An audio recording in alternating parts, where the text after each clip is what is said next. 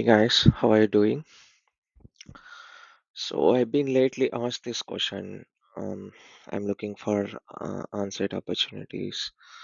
Can you refer me in your organization, or can you help me? How did you landed some opportunity in foreign country? So yeah, these kind of questions I was being asked in LinkedIn lately. Even I was thinking to do some session on this. Um, So I started thinking about on-site opportunity in 2018 onwards. So it's been 6, 7 years.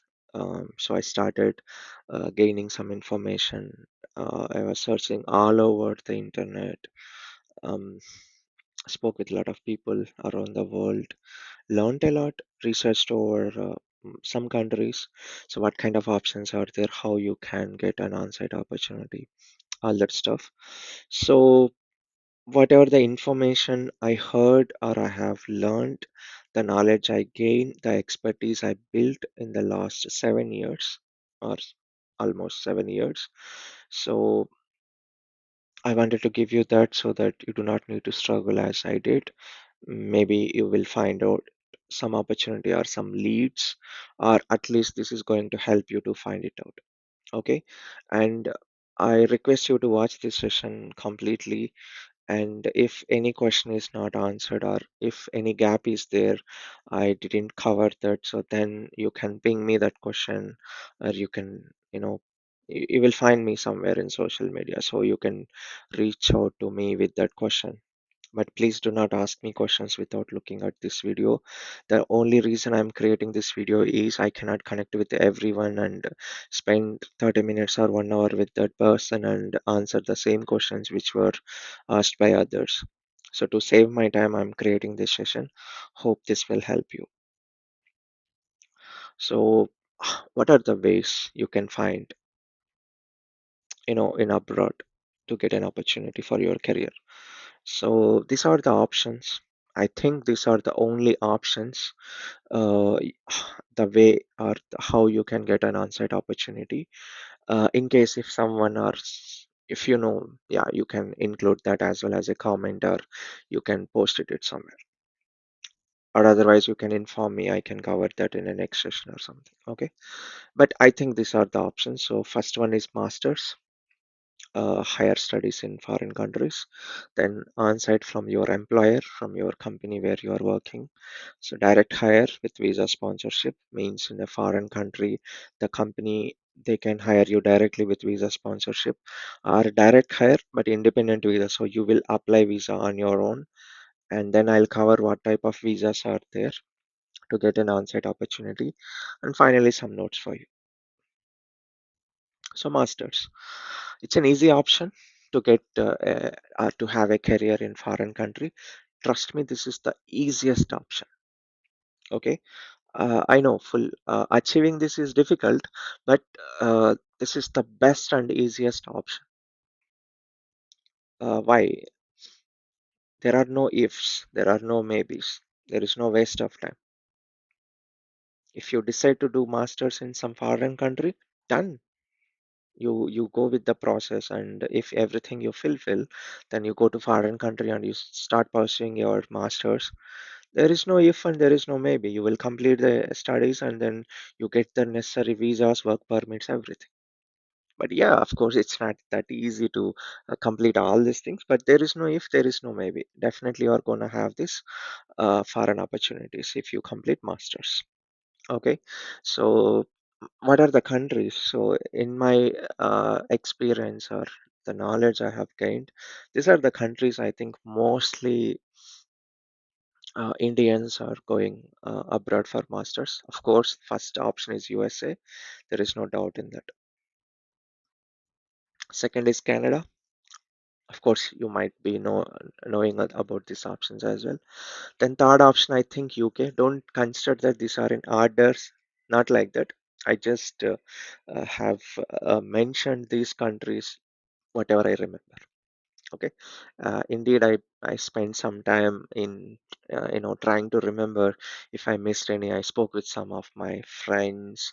I asked them the questions, and If they have given me any country which I haven't included, I added them as well. So a little kind of homework I did before covering all these points. Okay, so then UK, of course, it's a very good option for masters. A lot of Indians are going there. Ireland, yeah. Germany, it's a lot. Australia also, and New Zealand a bit less. Netherlands, yeah, I have seen. I live in Netherlands. A lot of students are there. Italy, I didn't know about Italy, but I'll cover about that. France also I have seen, and then Nordic countries like Norway, Sweden, Denmark, and Finland. I haven't seen much, but maybe yes. Ukraine, yeah. Recently, when the war started between Ukraine and Russia, we have seen right a lot of medical students because it's cheap cost, right? So if you take USA, the best option to do masters. Why? Because USA means it's a land of opportunities. Okay. Um. Yeah, it's costly as well. You need to spend some amount, not some amount, hefty amount to do masters. So there, even I was thinking to do masters in USA, but different story for me. So yeah, 2 years you have masters. Uh, they call it as a STEM. Uh, if it is a STEM, STEM means you will get 2 plus 3 years visa. 2 years as a student you pursue the masters, plus 3 years they'll give you a visa. So student visa is F1. After that, they will give you OPT. With that, you can start working for 3 years, and then yeah, you need to apply for H1B visa. It should pick up. So you have 3 years of time to get the H1B visa with some work offer. Okay. In case if you don't get the H1B visa, then you will go for another masters. Okay. So Canada also kind of similar story. Every country when you go and study there, they'll you will have this student visas first. After completing this masters, you will have some work permits, and then you need to get a job. If you fail to get a job within some stipulated amount of time, they'll ask you to leave the country because you need to pay the taxes. How do you pay the taxes? When you get the job offer, then only, right? So if you don't get the job offer, then again you can enroll into one more masters, and then again you get the student visa. Yeah, you get the time. You do not need to exit from the country. You can continue there. Okay. Um, it's pretty much same here. USA, Canada, UK, Ireland. You need to spend money. Germany, it's cheaper. Uh, that's what I heard.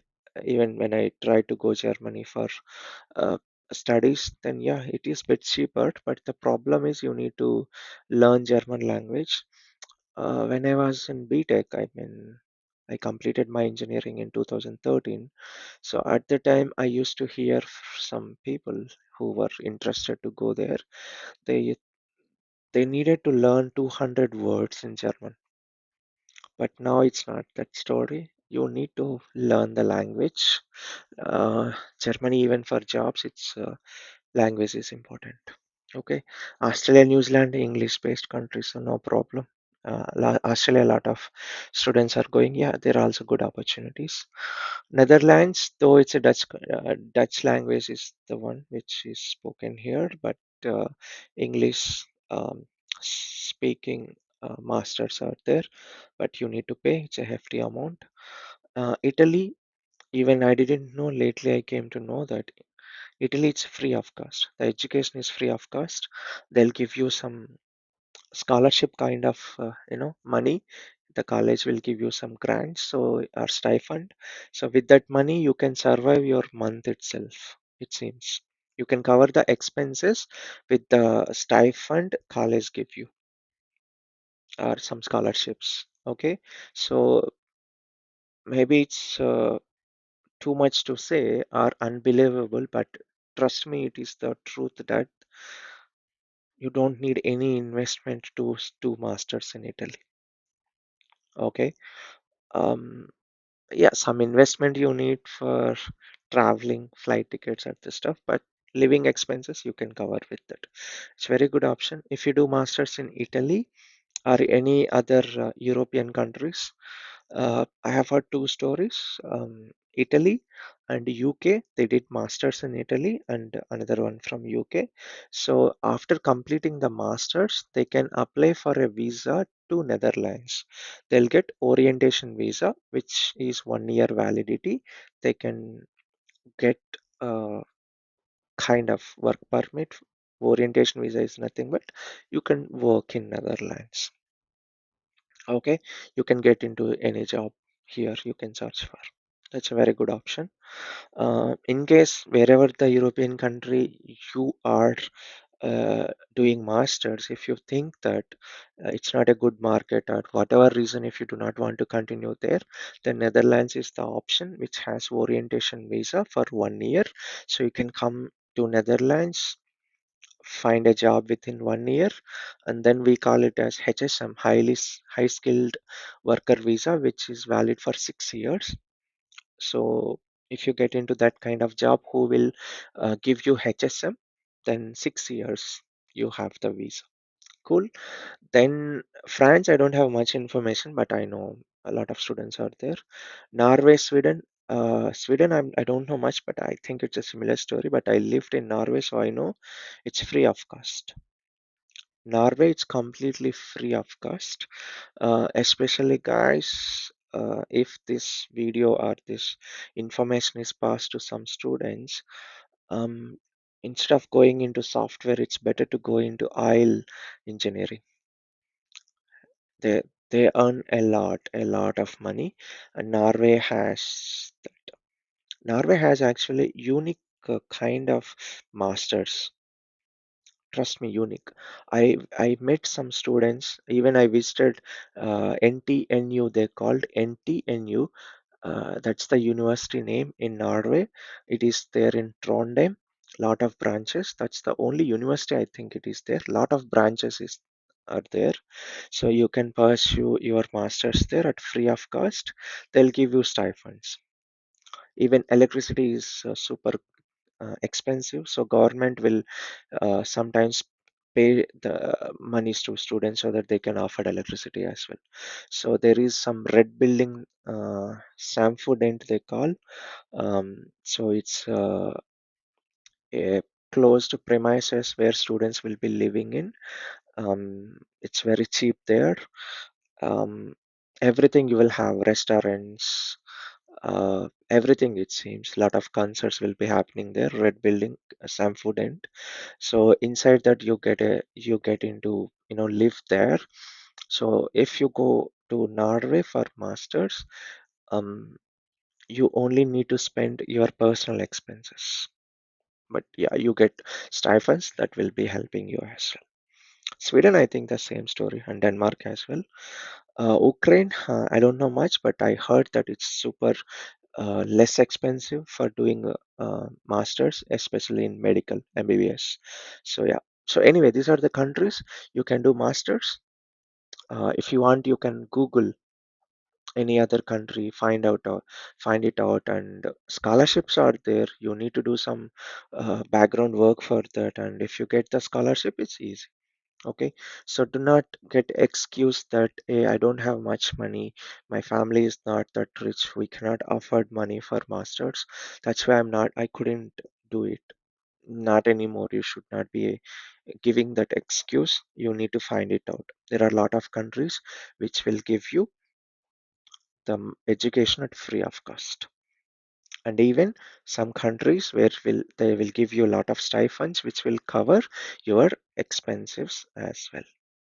Your expenses will be covered within that stipend. You can almost do at free of cost. Okay, once you complete masters, you will get the work permit there, of course, and you can work for it. Um, recently I have given this advice to my friend's brother. I convinced them that I have given both the options. What if you continue with the way you are currently with your position? What if you go to a foreign country, do masters, and how it will look like? Finally, they listened to me. Now that guy almost completing masters. He'll get the work permit. I know he'll struggle for sure. He did struggle to gather the money that is required for getting the visa. He went to UK actually. Second, he'll struggle for that process. Of course, nothing will come to you at free of cost or without doing any work, right? And then he will struggle for, or you will struggle for completing the masters. Yes, it's not easy. And then you will struggle for getting a job. Yes, you will be, but definitely you will get it. You need to work harder, right? Then you will get the visa. You will get a good job offer. You get the visa. It's more, what, 2 years or 2.5 years you worked harder. There is nothing like 2.5 years you are working harder. It's fun to do masters now, it's cool to go back and learn something and do it. Complete your masters on time. Not a big deal at all. Then you are already experienced person, so it's easy for you to understand the concepts now. I believe so, right? So applying for a student visa, applying for a university, that's, yeah, process takes time. That's one. Second, moving to a country, but social media, internet revolution. So we are in a position where we can know, or we can go to any country in the world with information before uh, landing in that country even. It's not big deal at all. Okay, so then you get used to that, do the masters, and then again struggle for getting a job. If you are lucky, you will get immediately, but when you start the masters, you need to analyze the market for which skill the job is there, which skill demand is there, like that. You do your homework, get into the job. Once you get the job, then done. Your 2 years of hard work or 2.5 years of hard work is worth your entire career. For your entire life is settled. You have a great career and an option for that. Okay, so yes, masters is worthy, and doing masters, maybe it's not easy, but getting an onset opportunity through masters is the best one, because there is no if, there is no maybe. If you get an admission in a college or university, done.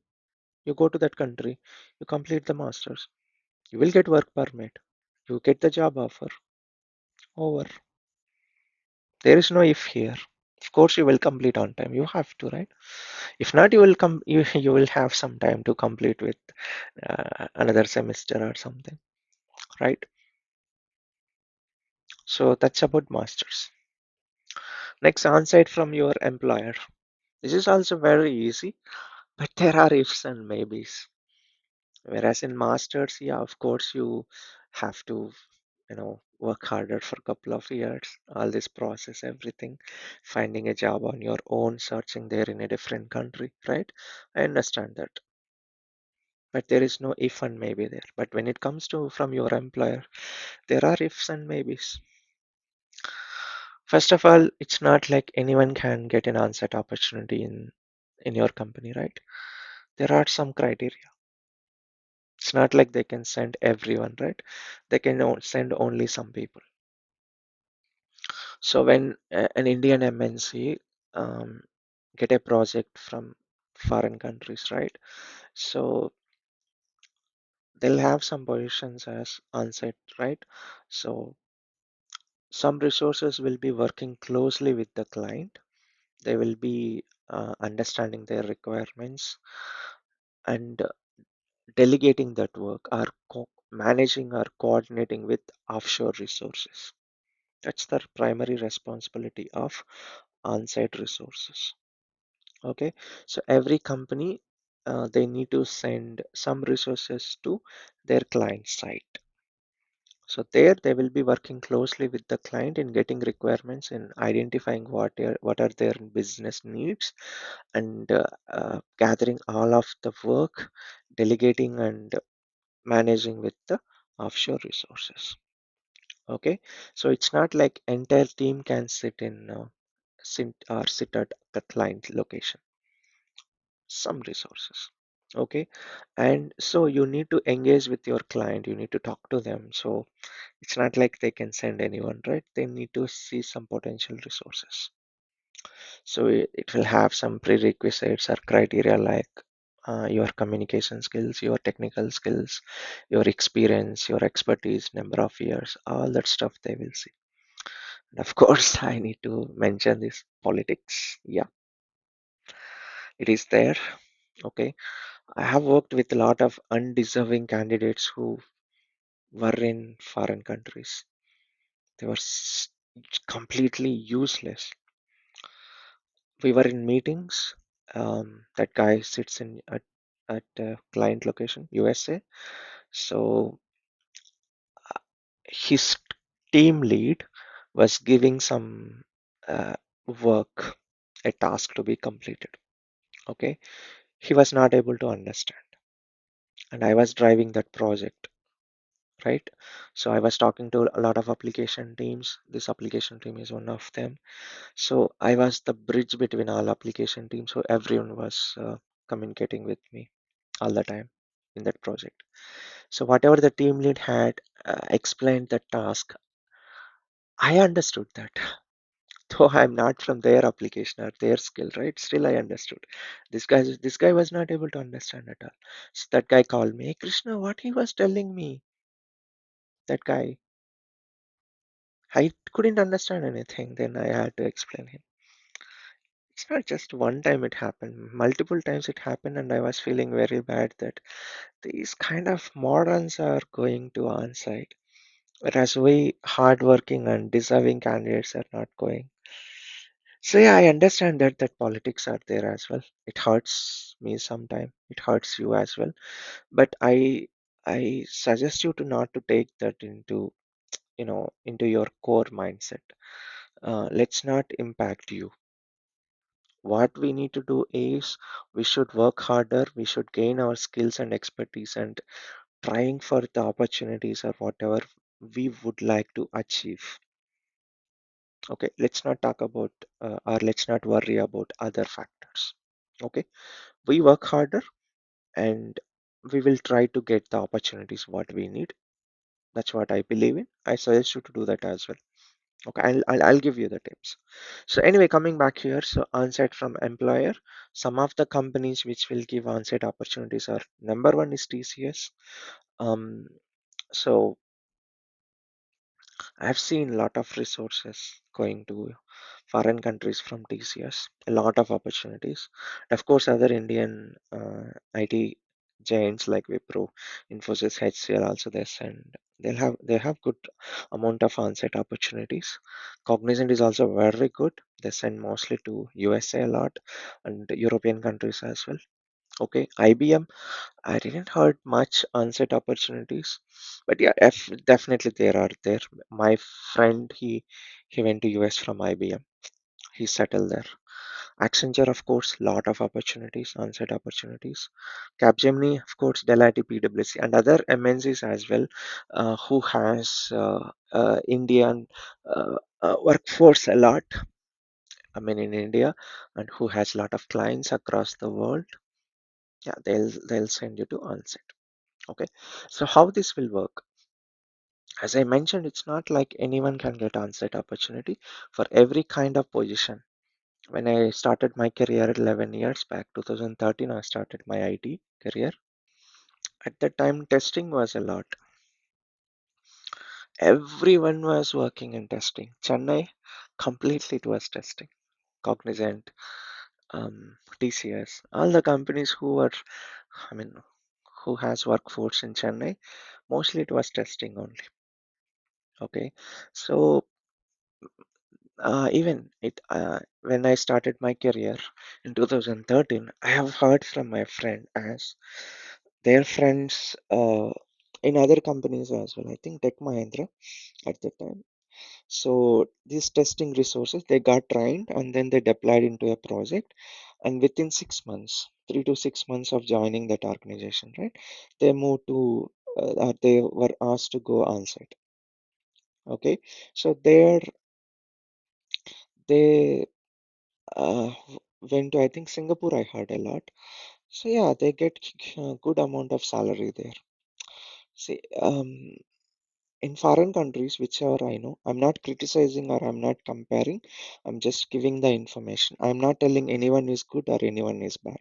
I'm just telling you the facts or truths or information, however you take.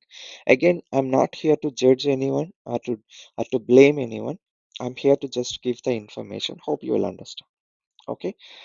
Um, so there is a minimum wage pay. It doesn't matter how many years of experience you have, minimum wage pay will be there. Minimum wages, minimum salary will be there.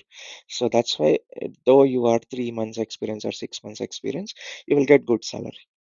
So you do not need to think about it. I have less experience, so maybe I'll get a very less salary. I cannot survive there. Not like that. Minimum wages concept is there, so no problem with that. So I have heard at the time that they were asked to go Singapore in testing opportunities, but now I'm not hearing much about testing.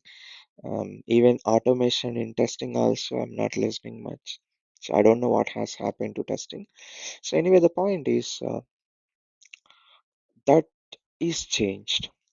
I don't think anyone is asked to go foreign countries um, within less years of experience. Not like that. Okay. So every country has the different requirements. USA, it's not like a junior can go.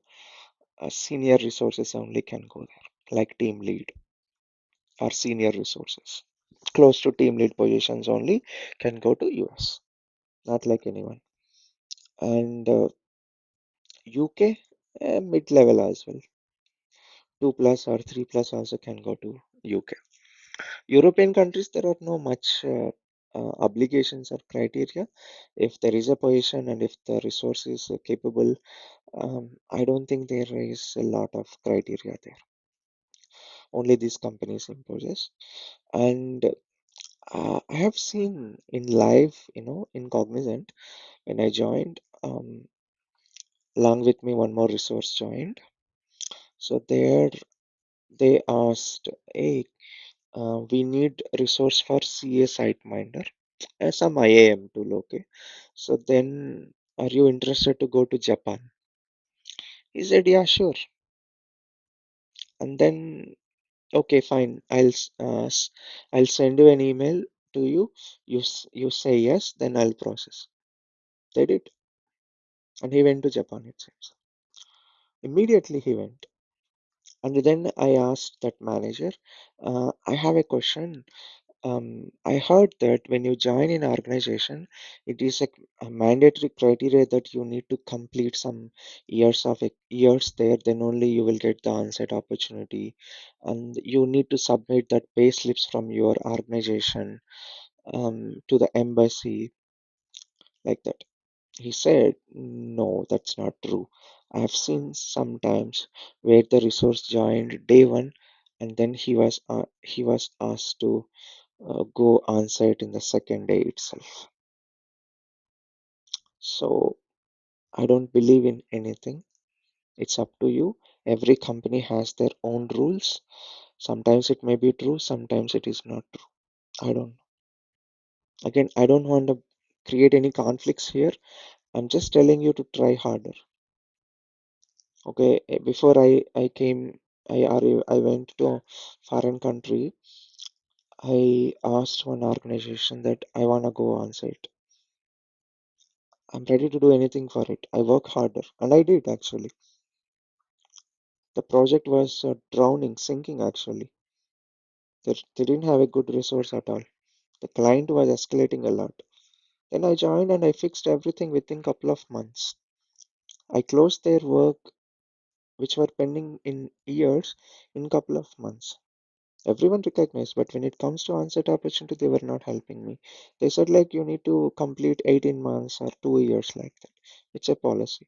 Then I went to the people who manages these policies. I asked them, I have a query. I joined on this date and I'm looking for on-site opportunity. Client has informed me or mentioned that they it will be helpful for them if I'm there closely working with them. But my manager is saying that I need to serve at least 18 months, then only they'll consider me for on-site opportunity. Then that person responded as there is no such policy. Okay. So some organizations may have some policies or some organizations may not have the policies. I don't know that. I don't know how much it is true or not. So I don't know whether your manager is telling the truth or not. You have to find it out. Okay. So for me, I tried my best. I worked harder. Uh, Trust me, 16 hours, 18 works I used to work. Um, Client side application teams, they used to call my manager, used to say that, um, is Krishna had a good sleep at least last night? Because in the Indian timings I will work. By the time I'll log off, USA resources will come and they'll ask me to help. So the work used to, I supposed to log out at 9 o'clock or 9:30 because I was working from 12 to 9:30, I think, 12:30 to 9:30, something shift like that. So I had to, or I supposed to log off at 9:30. By the time USA resources will come, they will ask me favors. So I used to work till 3 o'clock early morning. Sometimes I was not getting sleep, so I used to wake up. I used to sleep at 2, 3 o'clock and wake up at 6 o'clock, and I used to start working. Everyone was so sad and uh, showing a lot of concern about my health as well. That is the way I worked. Still, I got nothing. I see, guys. It's not just your hard work, talent will give you or any opportunities. Luck also is required. Not everyone who worked harder or who did a great job is recognized and given something back. I don't think it is enough. Luck also required. In luck, I'm zero. I never had any luck in my career. I had to do a big battle to achieve even a small thing. I don't know if you are like me. Okay. So I never had any luck in India when I was working for these service-based companies. So and I didn't had any promotion or a good hike even or good rating even. They recognized me in the work. Everything they recognized me. But when it comes to promotions, on-site opportunities, hikes, ratings, bonus, no. I don't know why. And I don't blame them. Maybe I blame my fate, or I feel like it's my bad luck. But that's the good thing that has happened to my life. So the moment I say that I'm going for resignation, then they start like this. Okay, we will give you that, we will give that. Even if that is at least true, then fine. But they also play actually. Okay. So when I was in one organization, I don't want to name them. So um, it's considered as a government organization, IT company. I think you know now. So there, when I joined, every there are some managers who are responsible for deploying the resources into project. They need to fill the positions. So they used to tell me that couple of managers used to call me and say that, hey Krishna, can you join this project, that project, for this reason, that reason, they'll offer you on site. So initially you need to work here for 1 month, you need to complete some mandatory trainings, then you send to on site directly. I believe them. And after that couple of days, I started seeing the truth that the team is not a brand new team. First thing, the team is already existing. They have resources, right? They definitely, the team has senior than me. It has happened 5 years back actually. Today I might be the senior resource. I have 10 plus years of experience, so there is nothing like seniority will be a question, to me at this moment. But 2018 it started actually. So there, I'm mid-level, right? 5 years experience. So definitely the team will have senior resources. So why do they send me to onsite without considering them? And I did my homework actually. I tried to get some information and it turns out to be a lie. They just lie that to attract you, to lure you into that project. I was like, why? Why don't you tell the truth? Do I really need to live in such kind of false world, false promises? It's not even false promises, it's cheating if you ask me. Trust me, this is cheating. This is not a good way.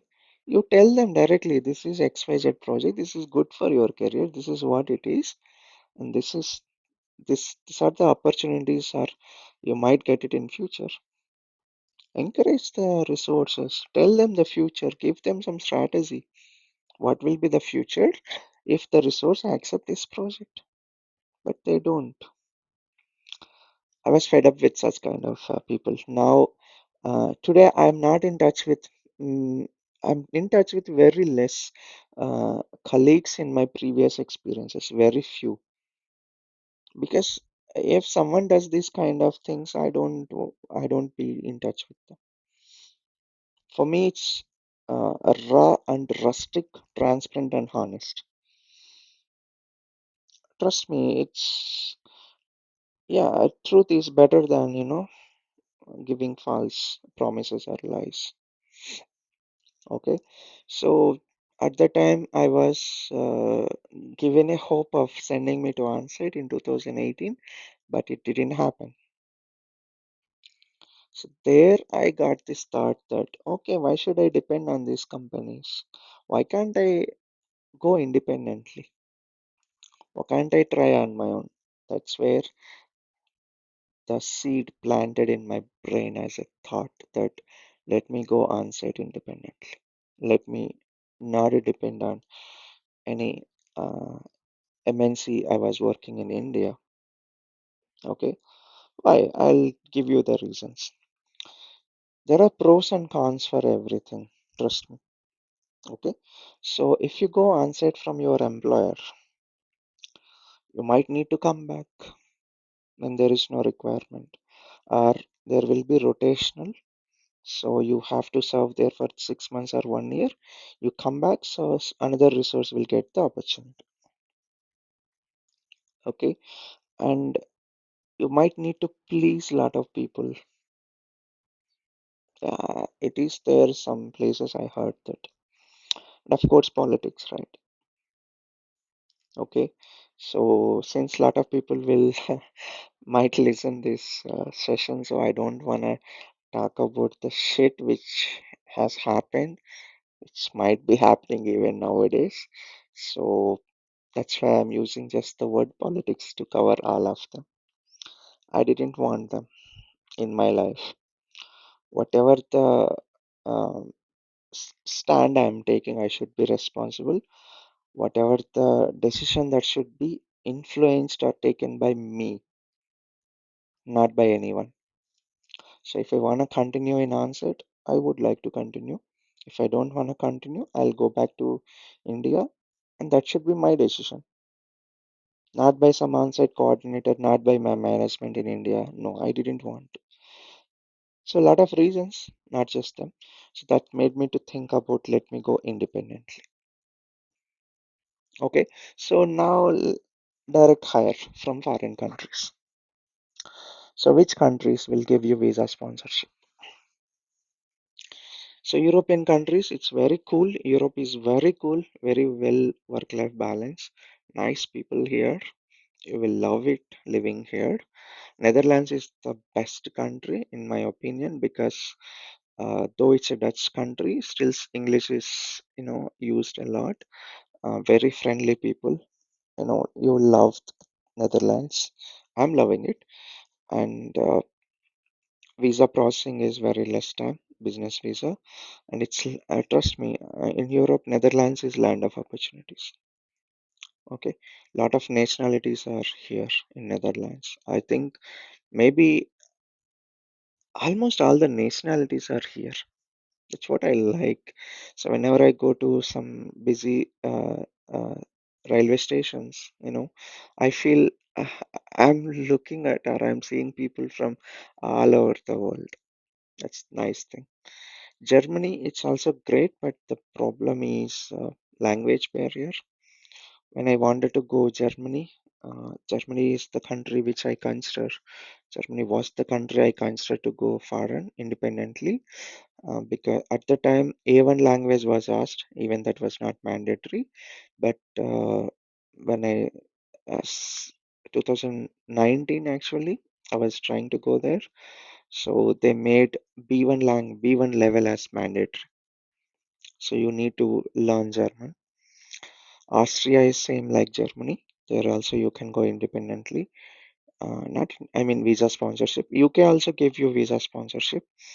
I was interviewed for one world's largest organization, world's largest asset management company. So I was interviewed, but due to COVID, it was kept on hold. So they said they will sponsor visa. That's not a problem. Ireland also I have seen. Luxembourg, uh, beautiful country in the world, one of the beautiful countries in the world. So you will get direct hire with visa sponsorship. Belgium as well. France, I didn't hear much, but yes, they will be. I have seen for DevOps actually in France. The Nordic countries, Norway, Denmark, Sweden, Finland. Finland, I don't have much idea, but the other three countries, so these four are referred to Nordic countries. So these four countries, they will hire you with direct visa. No problem. You can start applying there. Uh, Asia Pacific, then Australia. Yep, direct visa might be possible. Singapore, yeah, it's very good. A lot of possibilities are there. Japan, if you learn Japanese language, definitely you get a chance. I don't know if it is correctly, if I remember. Um, Japan released a statement that we love India and we would like to hire Indian talent, but you need to learn Japanese for your survival, like that. I don't know. I never tried Japanese language. I don't know how hard it is, but if you learn and if you have good IT skills, then yes, you can. New Zealand also you can, and UAE and other Gulf countries also, yes. Direct visa sponsorship is not a big deal for Gulf countries.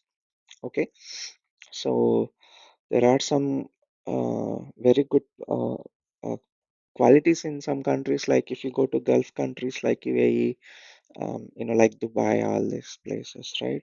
So it's not visa, tax free. So whatever the salary you get, it's completely into your pocket. You do not need to pay the taxes. Singapore, uh, expensive but good salaries, good IT. But in Gulf countries like UAE, other places, right? IT is not that developed yet. That's what I heard. So if you get an opportunity, you go there and you earn a lot definitely because there is no tax at all, right? But one problem is, in case if you lose the job, you need to go back because there is no much IT, so you might not be able to find opportunity in another country. Sorry, another company. So if you lose the job, you need to go back. That's the problem. I got an opportunity, but I didn't accept it. Okay, so New Zealand, I don't know, but I heard like they do. Actually, I got calls from New Zealand, Australia with direct visa sponsorship, but I couldn't accept for some reasons. Norway, Sweden, Denmark, it's cool. World's happiest countries are these four. Finland, I think, the number one. Norway is number two or number three, something like that. Okay, where I lived in Norway, I worked with Sweden, Denmark, and Finland people. Trust me, very nice people, very friendly. They include you a lot. They'll take you to the parties. The it's very easy to work with them as well. It's so cold, Norway, Sweden, Denmark. It's so cold because it's near to polar area, North Pole. But I lived in Norway, so I loved there. Okay, and pollution free. You will love the nature. Um, I have had lifetime experiences there, which I'm going to cherish in my entire life. So yeah, you can consider them as well. Coming back to European countries, these are competitive highly, um, but not impossible. Netherlands has a lot of companies which will hire directly with visa sponsorship. Germany, it's a different process. I'll explain. UK bit less. I haven't seen much direct visa sponsorship. Belgium, I have seen a lot. But the problem is language. In Belgium, they expect three languages: um, French, Dutch, German. Okay, but yes, you can take these countries. So what I would be doing if I were in your position, I would take all these countries. I'll take a list of them. I'll search the companies in these countries. Try to know, try to apply the jobs in these countries. Okay. Next is independently visa. So as I mentioned, orientation visa Netherlands, if you do masters in any of the European countries, I don't say all the European, but I have heard from Italy and UK, maybe other countries also included. You can find that in Netherlands visa or Netherlands immigration website. There you will have all the information for which countries they'll give you orientation visa if you are a master's student. I know two countries, UK and Italy, because I have had a conversation with him. Okay. In fact, Italy, that guy is my current roommate.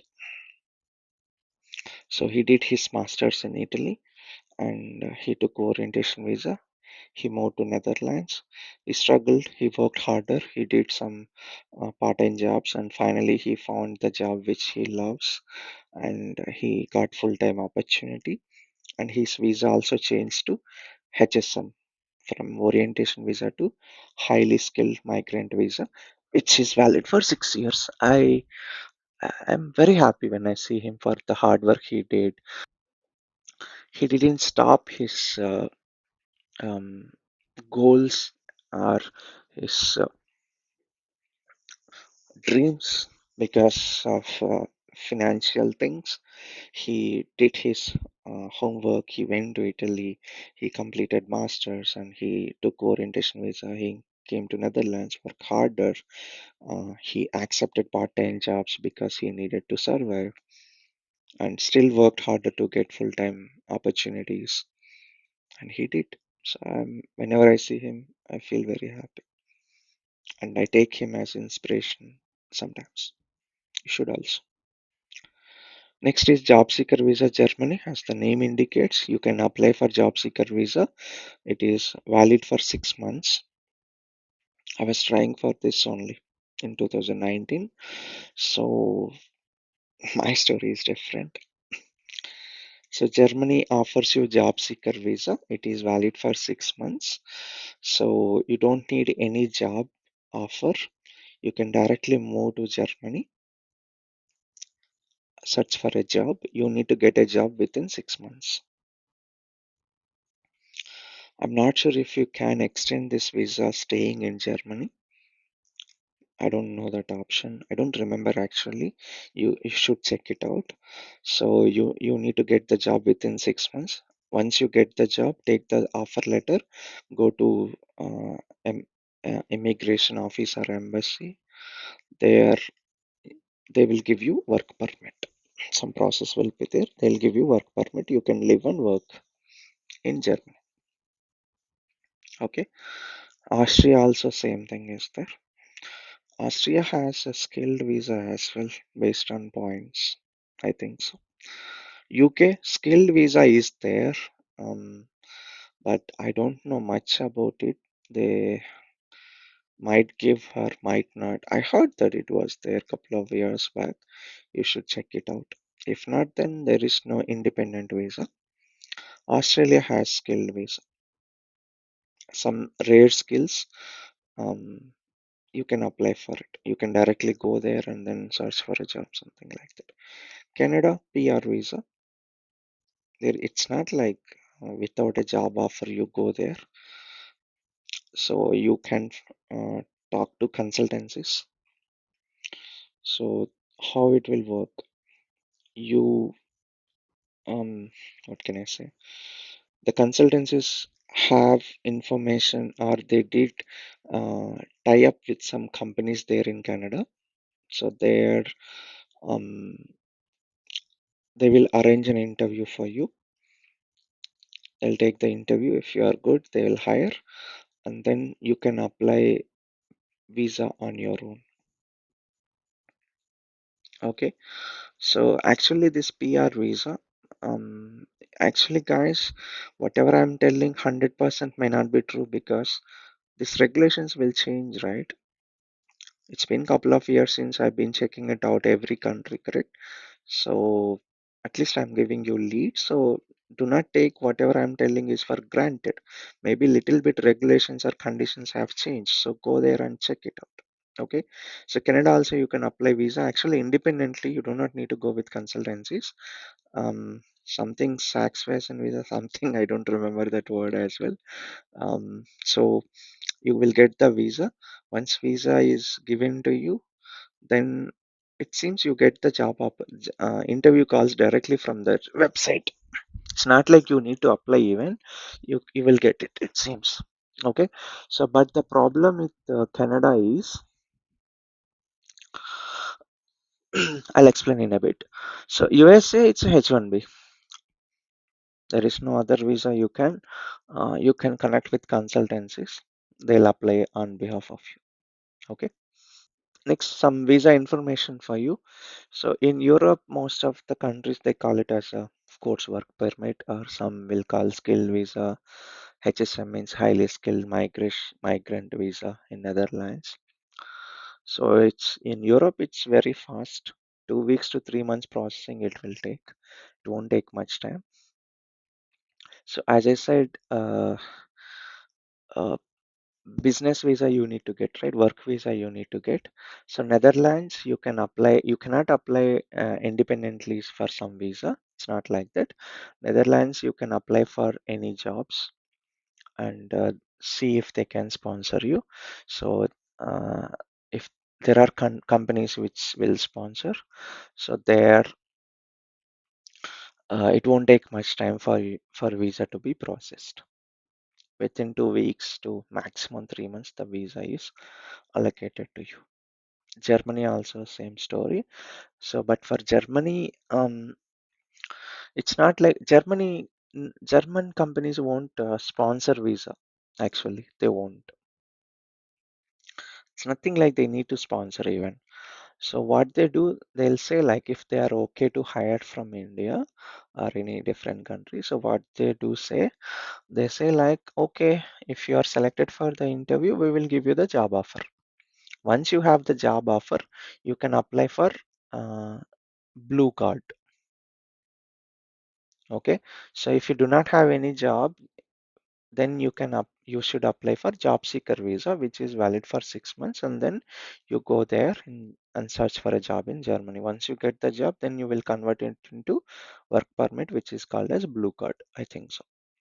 If you from India itself, you can apply for companies. If they shortlist you, you will get the interview, clear it, and got the offer. Then you can apply for blue card directly from India, and you can go to um, Germany. Okay, so uh, other countries like Norway, business visa they'll apply if you are cleared for the interview. Okay, see it's supply and demand. If they need you, they'll sponsor the visa. If they don't need you, who will? Right? If they don't get resources, then only they need to get from other countries. If not, then they won't. Okay, so you can try for Netherlands first. Then you can try for Germany and other countries I have given you like Norway, Sweden, Denmark. You should apply. You should look for the jobs and apply for them, and they'll get the visa for you. Canada and Australia, before going there, Germany, remember language. You need to learn German language. At least B1 level they are asking now. B1, B2, which is fluent. Yeah, I know it's difficult. Canada and Australia, so it's PR visa. It's points based. Okay, you can apply anytime, of course. European visas also you can apply anytime. So for Canada, it will take 6 to 12 months time. Okay, if your documentation is good, definitely you'll get the visa. There is nothing like you don't get the visa if you're qualified. So Canada, you need to get so they'll calculate the points. I don't know uh, the total count of the points. Is it 500 or 600? I don't know. You need to get at least 440 plus points at the time in 2019 when I was checking. Okay, so you can apply for the visa. You can search for that Canada PR visa, or it starts with Swarswaken visa, something like that. Sorry, I don't remember that word even. You should check for it. So Canada PR visa. So there in the portal you can apply. Yeah, you can create an account. You can submit your details. So there, once you fill all the data, you will get the points. So the points will be, depending on your English proficiency, like IELTS, IELTS in short we call, or TOEFL. You can take that. You should take that exam. Even for Australia also, you need to take IELTS. So based on that, it has four: learning, reading, listening, writing, speaking. Four bands we call. So in every band, you need to get that a good mark. You will definitely get 7 plus easily. If you get 8.5, it's great. If you get 9 plus, it's super. It's not easy.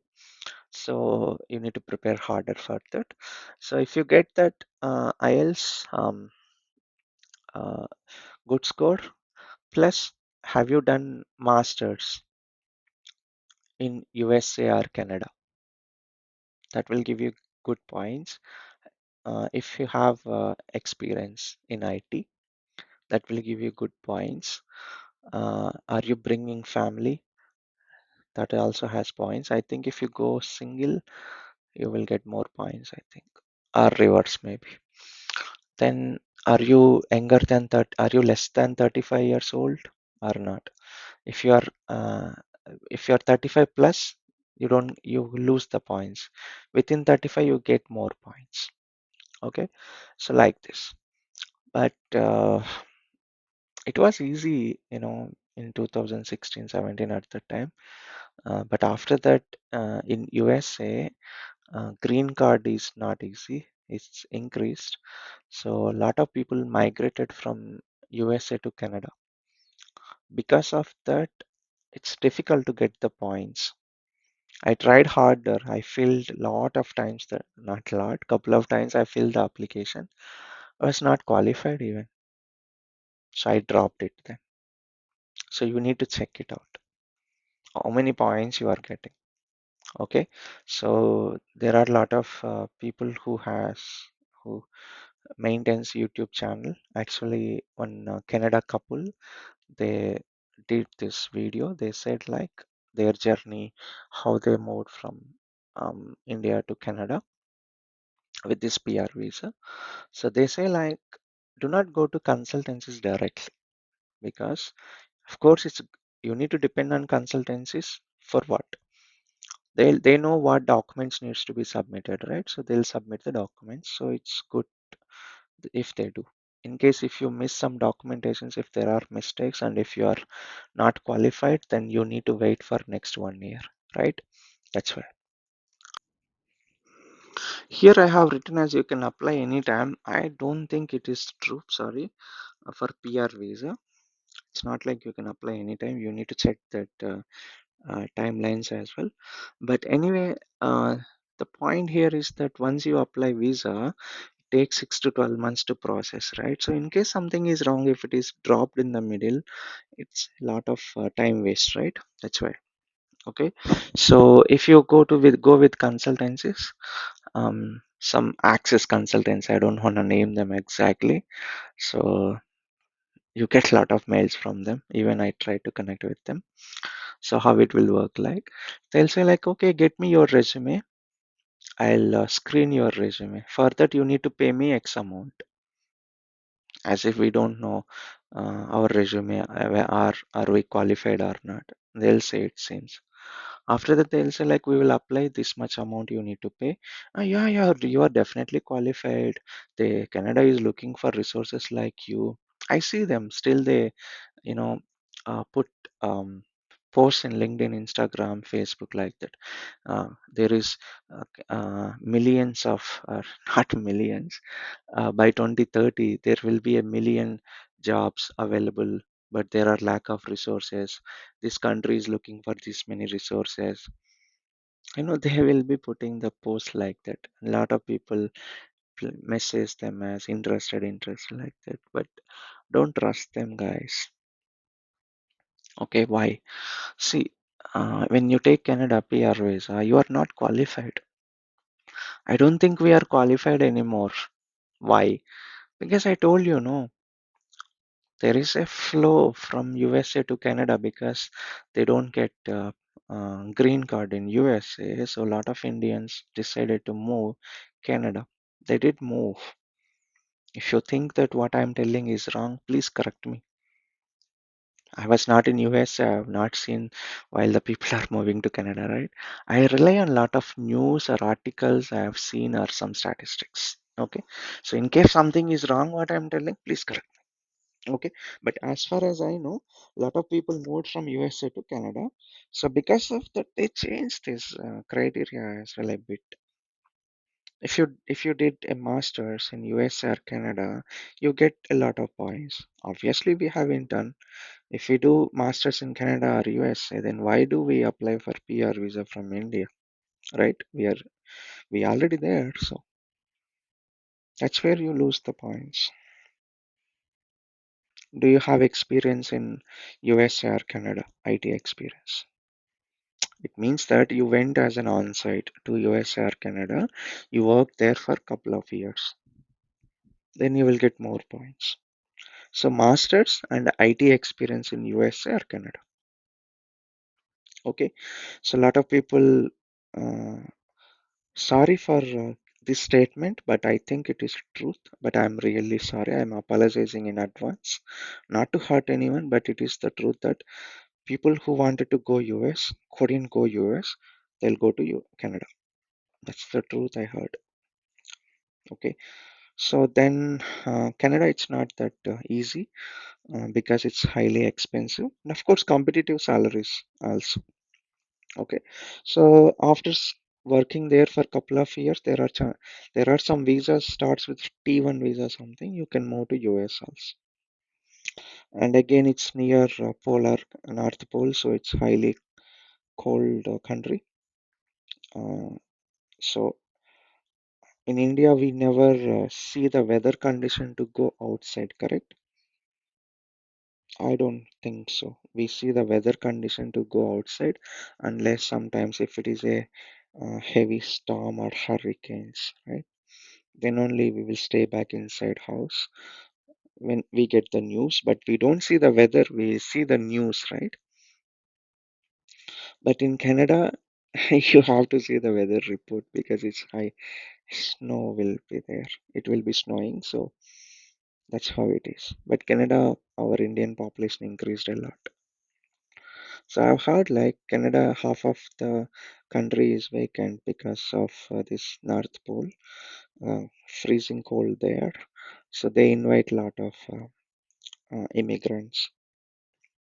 Okay, that's the story about Canada. So you can apply for PR visa, but before going to the consultancy, of course, going to the consultancy is a good idea because they have experience in documentations, so they will do a bit faster. They do have connections with the agencies or embassies, something. It might help you in processing. But before going there, do your evaluation. Are you qualified? They will say you are qualified for sure. They'll process it, they'll apply, and it won't work out. You will lose the money. And the problem is not the money, time. They do not say in advance that you are not qualified, sorry. They will say that in the middle or at the end. If they say it in at front, it's good. But if they don't, I'm not blaming them, the agencies or consultancies. I'm telling you some stories I have heard. My friend, my close friend, he applied. Last minute they said that after 6 months they said that you are not qualified. He lost the money and he lost the time as well. Okay, so don't go such situations. Australia also same PR visa, points based. You need IELTS. You can apply anytime, I think so. You should check it out.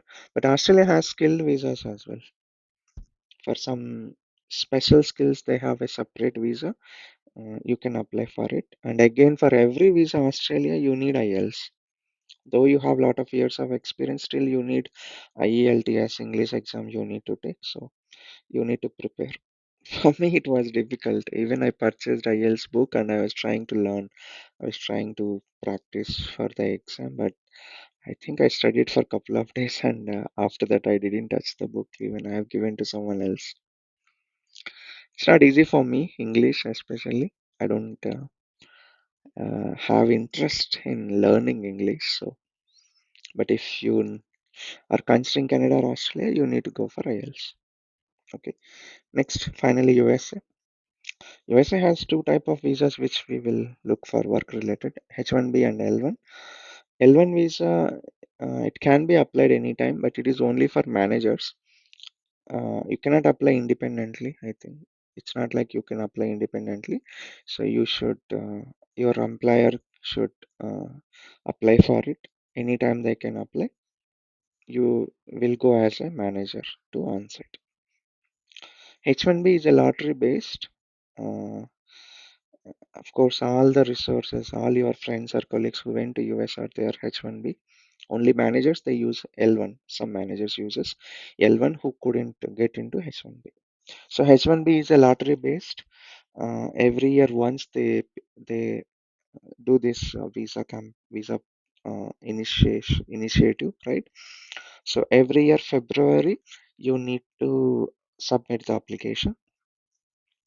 In March they will gather all these applications, US immigration. So they will be picking the they'll do the lottery. So if your application is picked, then they will invite you to submit the documentations for the visa process. Okay, so then if you successfully complete the documentations, you will get the visa in couple of months. Then you go for stamping and you will be able to travel in September.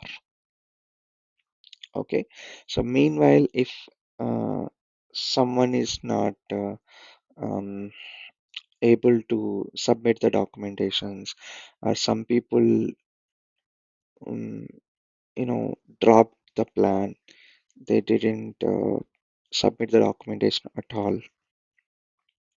There will be duplicate applications also, duplicate applicants. So maybe one person got twice or thrice lottery was picked up. So that candidate won't apply for three visas, right? How come? So two applicants or two slots are dropped. So some resources or some guys they won't apply for visa at all documentation. Some guys may be false documentation they missed it out. So with all these things, there will be some visa slots left out. So September second lottery they will pick.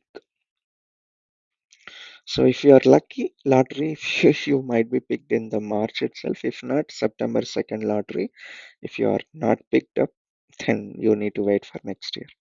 So last year I applied and it didn't work out for me. So I dropped that applying again for now. Okay, so it takes time, and if you are not picked up, you need to wait till next year. So if your organization will sponsor you for H1B, again your organization cannot do anything. You have to be picked in the lottery. If you want to, if your employer is not applying for visa, then in US a lot of consultancies are there, right? Indian consultancies. So there they will be working with vendors as a payroll companies, right? They will be supplying resources. See, in India, you will find lot of all or 90% or 98% full-time employment. But in USA or most of the foreign countries, they don't have full-time opportunities. Uh, Most of the countries they will go with contract opportunities only. Contractors only they'll take for some reasons. So for managing contractors, they need some payroll company, right? That's where our Indian consultancy is also playing a crucial role there. So our Indian consultancies, they will be looking for some skilled resources. So they will be hiring from India. So they will submit your applications. They will fill H1B for you. So they will see you. They will see if you are a potential candidate for them. So they will apply H1B for you. Okay, so if it is picked up, they will process everything on behalf of you. You go there and you will work on their payroll. So you can talk to any friends you have in USA. The people who went from on-site, who who went as an on-site from Indian employer, you know, they they might not know much information about these things. If they do, it's good. If not, then it's good idea to talk to the students, or I mean, the one who did masters in USA and they are working. They know a lot actually compared to the one who went to onsite through an company. Okay, through a company is not a big deal, right? They'll apply for you. They will submit the documentations on behalf of you. Most of the things they will do, and they will help you. They will help you to find the accommodation as well for a couple of days. They will give you the location. They will tell you where to go, everything. Not a big deal. But if you take a student who did masters there, they struggle a lot and they worked harder. They got the job and they know how the market, how the things will work out. Everything they know. So if you know anyone who did masters there, talk to them.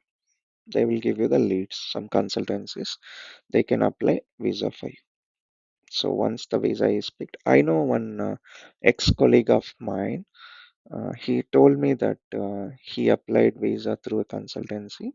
It was picked, and he will move to USA in that year end.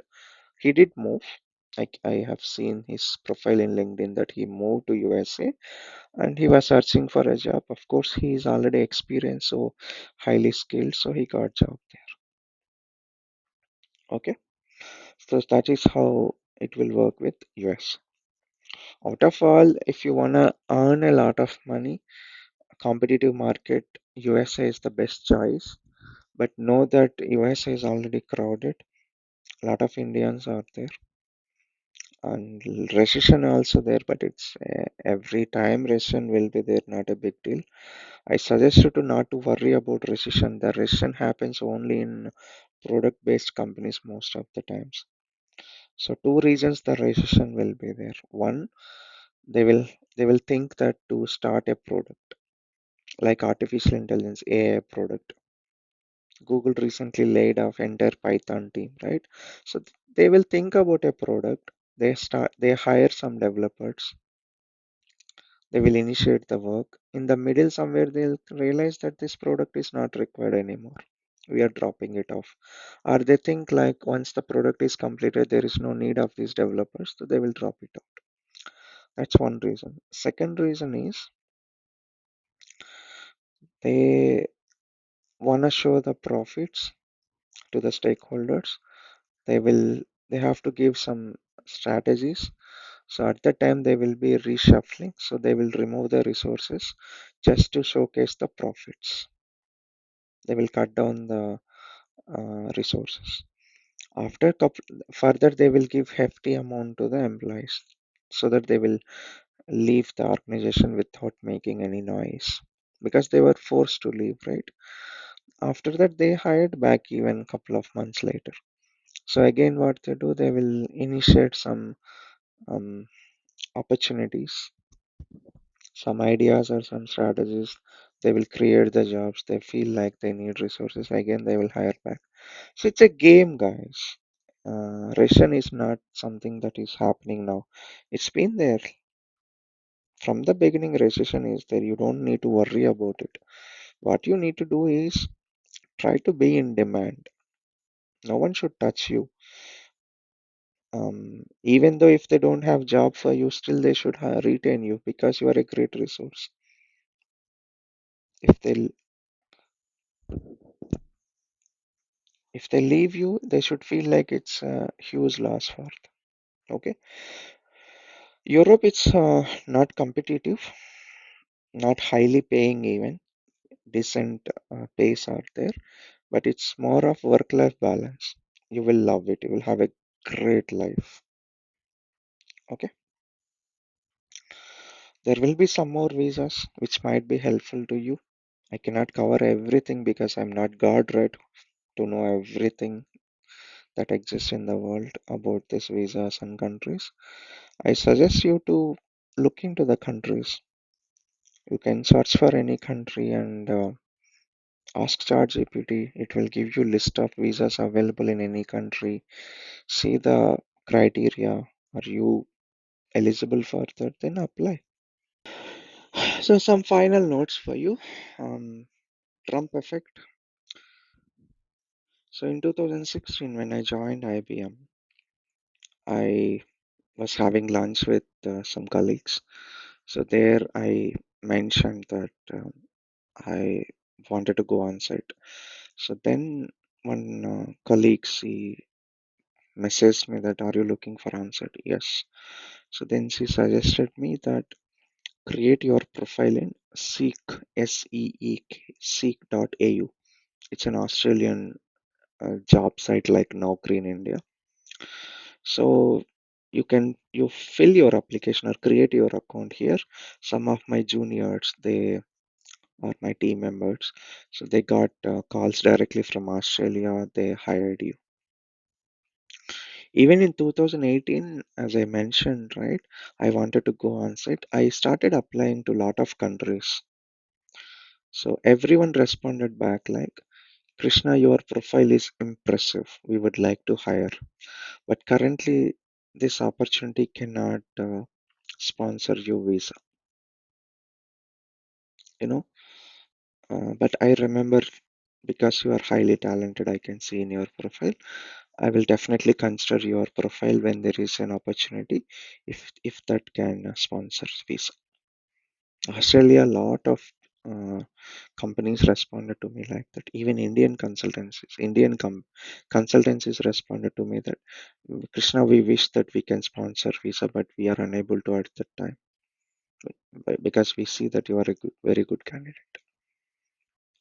Okay, so in 2016 or 2013, 14, 15, at that time, um, there was direct hires, it seems. So my colleague in IBM, she mentioned that some of her team members got calls with direct visa sponsorship. My problem in my entire life is bad timing. I think so. It's completely bad timing. So when Trump won, he brought this local hiring a lot. Let us hire resources locally first before going to other countries, because our fellow citizens are going jobless. I agree with him actually on that point. So every country started adapting to that. They were like, let's hire our localites. So that changed a lot. I said bad timing, right? Um, if I could have decided in 2013, I started my career. 2018, I decided to go foreign. What if 2016, I was expressing a thought that I wanted to go on site? Why didn't I do that in 2014, 15 itself? If I could have started pursuing or trying to find find the opportunities or the ways, maybe I could have moved already, but I didn't. I didn't build my LinkedIn profile. I built it in 2018 or 19 or so. I didn't know much at the time. And I wanted to go Germany in 2019, uh, June or July. I decided to go Germany. By the time I decided, there was a lot of competition for Germany. So there, a lot of people, I was not getting the slot easily, and language also dependency was there. What if I could have decided in 2018 or 17 or 16 to Germany? Situation could have been different for me. My cousin went to Germany. He didn't face that difficulty like I did, and for him, language not much needed at the time. But when it comes to me, it was so difficult. And again about bad timing. So 2019, I was preparing, and in 2019 end or 20 beginning, I finally booked a visa slot for job seeker visa. Then I thought like it's a wrong category, so I canceled that appointment. Then I came to know that it's the correct category only. So again, I tried to book the visa slot, but I got slot for April. Initially, I got for February. I canceled it considering that or thinking that it's a wrong category. So I canceled it, right? So again booked and I got slot for April. It was hard for me. So every day I used to complete my shift by 9:30. I go to gym. I go back to my home and then have food and sleep by 12 o'clock and wake up at 3:30. In India, 3:30 is 12 o'clock in Germany. So 12 o'clock visa slots opens. 5 minutes only. They will open couple of slots and they will be filled within couple of minutes and nothing. So sleepless nights because I couldn't get the slot. I was not able to sleep even. So anyway, finally I got this slot right. COVID started in 2020 March. COVID impacted. Then all the embassies, everything was down.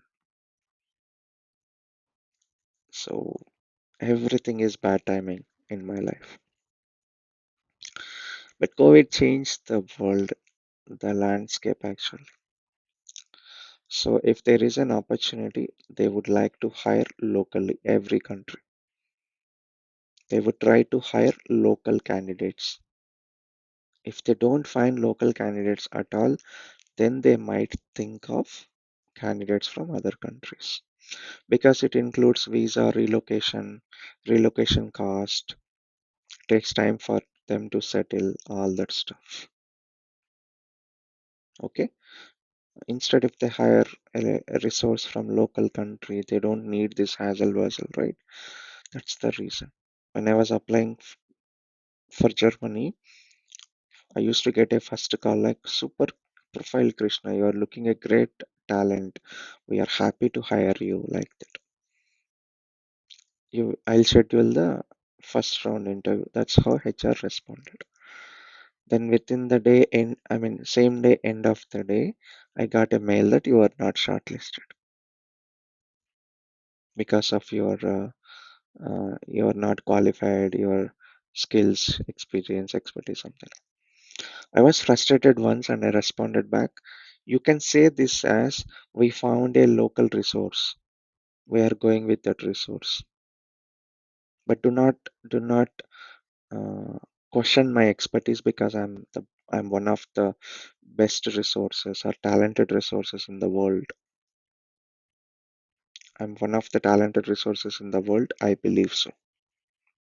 So don't try to play here. Then that HR agreed. Yes, Krishna, the truth is that we are going with local resource. I'm sorry. Fine, he could have said that from the beginning.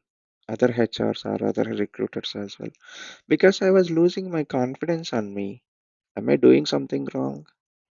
Or am I not that talented like that? There is no need of lying, right? You could say the truth always. Instead of facing that guilty of saying a lie, it's better to face the truth for once only. Anyway, that's how the Trump effect and COVID effect starts broad changes in the world market that created this local hiring. Then language barriers. So uh, Germany example. So you need B1 language, I think B1 or B2. Even sometimes I have seen C1 language, C1 level. So the language level starts from A1, A2, B1, B2, C1, C2 like that. Six levels. A1 is like basics, A2 is good, B1 is like almost B1 is fluent, B2 also highly fluent. C will be like native speaker. We can never be a native speaker, right? I don't think so. It's that easy. It takes years. So you need to learn that language as well. So I got up before I moved to Netherlands, my current job, right? I got offer from Germany also, but I didn't go to Germany. I decided to go Netherlands because of language barrier and other reasons as well. Okay, and you need to learn the language wherever you are. Though I do not have language problem here in Netherlands, still I am learning Dutch because it's easy to communicate with business uh, owners or stakeholders or outside. Not everyone knows English or not everyone like to speak in English, right? And it's a highly respect if you learn the native language. I respect everyone, the cultures. So I show them my respect by adopting their cultures and behaving like I'm one of them and and expressing that I'm learning Dutch, right? There is a saying, be a Roman when you are in Rome, right? So I do that. So it's fun to learn a new language. So be learn that. Next, be a consultant, not just engineer. As per my belief, in India, 90% are engineers, not consultants. When I was trying to get a job, actually Portugal, another European country, I got some offers, but some were rejected because the questions were basic. I did answer, but I couldn't convey properly to that hiring team because I was not behaving like a consultant. Okay, so on the day I realized what's wrong with me, where I'm lacking. These guys are not able to understand what I am explaining. There on the day I learned, okay, this is where the consulting will come. So you need to be a consultant, not an engineer. Being an engineer is not going to help you in foreign countries. USA, yes, maybe. Canada also, yes, but other countries, no. You need to be a consultant. Even in US and Canada also, you need to be a consultant, not just like an engineer. What are the differences between consultant and engineer? What is being a consultant? What is being an engineer? Yeah, Krishna, you said that I'm an engineer in India. How different it is being consultant. I've created another video for that. You can check in my YouTube channel. Okay. So next is communication skills. Yeah, you need to have. It's not like you should speak highly proficient English. If you go to US, Canada, Australia, UK, yeah, there might be okay to speak fluently. I mean, highly fluent. But in European countries, whichever the country you are going, if English is not their official language, then you need to speak slowly so that they will understand. I can speak a bit faster English as well. Actually, I don't think I can that easily because I mentally tuned myself that yeah, I should not speak fast. because others should understand, and English is not their native language, so they might not be able to understand if you speak a bit faster. Okay, you should have good communication skills. See, I have got this appreciation I'll take. Krishna, you use simple English words so that everyone will understand. Yeah, that's true. I don't want to use next level English words so that someone might not be able to understand. This is not my English proficiency test, right? I'm not taking any exam. I'm not proving my English proficiency, correct? So I don't need to. I use simple words so that everyone, 100% should understand. That's what I do in my job as well. So I consider my clients or application teams as they don't know anything. I consider them like child, a kid. From that position, I start explaining them. If I know them, uh, um, if they can understand, if they have good knowledge about my stuff, my skill, then I speak differently. But if they don't know or in the first meeting, I speak in this way. Be kind. Do not show your anger or attitude. Be kind, always reachable, always positive attitude. These things are required. Okay. Then technical skills. See, in India, you might be working whatever the skill you know or you need to. But when it comes to foreign countries, it's not like you need to work only the skill what you know or what you're supposed to. If I am hired for X skill, don't say that you will work in X skill only. Or don't say that it's not my responsibility, it's not my work. This is a different skill, not like that. They will ask you, they might ask you, we got this work for you, can you take this? You cannot, in India, uh, I have seen a lot of times that this is not my skill. I don't know this. Here, you should not say this. You should say that, yeah, sure, I'll learn and I'll do it. Even in India, when you get seniority, I don't think you should be telling that. Um, I'll tell you a story. I resigned, and before I resigned, actually, there was a senior resource into the project.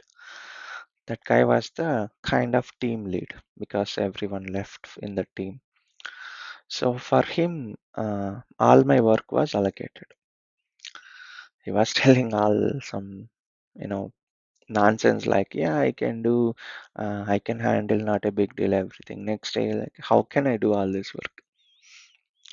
And after that, he said this. I was explaining, I was giving knowledge transition because I was leaving. I was explaining some work. I have written that in PowerShell. And he has responded as, I don't know PowerShell. How can I do this work? Dude, you are a team lead. You have bunch of years of experience, 10 plus years you have. When you are in that level of experience, you do not say that I know, I don't know. You need to accept every work and you need to learn and do the work. You are not a fresher or a junior to complain like this that I don't know. In IT, once you reach some years of experience, I feel ashamed to say that I don't know, it is not my skill like that. Most of the people will not be able to tell that. They'll accept it. They'll say like, I haven't worked on this PowerShell or X skill so far. I'll look into it. Yeah, if you know that skill, you could have completed within 1 day or 2 days. Since you don't know, yeah, I will be mentioning or I will be conveying like, I haven't got a chance to work on this skill so far. So yeah, I'll look into that. So I don't need to say here that it will take more time. But as I mentioned, I never mentioned like, or I never mentioned like, I don't know. Don't do that. Instead, say like this, I have never got an opportunity to work into that or in that skill or in that concept. Never say I don't know. And then say that I look into it. Since you have mentioned that you never got a chance or an opportunity to work in that skill, of course they will understand that it will take a bit more time. So they will also don't expect immediately from you. Okay, so you need to be like this, adapting to the skills and needs of the organization. If you say like, this is not my skill, this is not what I am hired for, then you won't survive for long.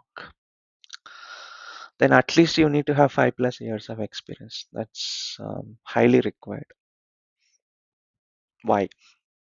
I don't need to hire you from other country if you do not have at least 5+ years of experience. If you are a fresher, 1 year, 2 years, or 3 years, or mid-level up to 5 years, what is the point of hiring you from there? Okay, so here to get into senior roles, you need a lot of experience. For a manager, at least 15 years or 20 years is required. But in India, 8 plus is enough for a manager, or 7 years even sometimes, right? So you need at least 5+ years of experience. They don't hire for juniors. Mostly they will hire for senior level roles only from foreign countries. Okay, so if I'm not saying that stop, do not apply. You can apply, but I'm telling you that the probability is very less if you are lesser than 5 years of experience. But I suggest you to keep applying. Maybe you will get a chance. Who knows? I told you about language in Germany, right? B1, B2 is expected.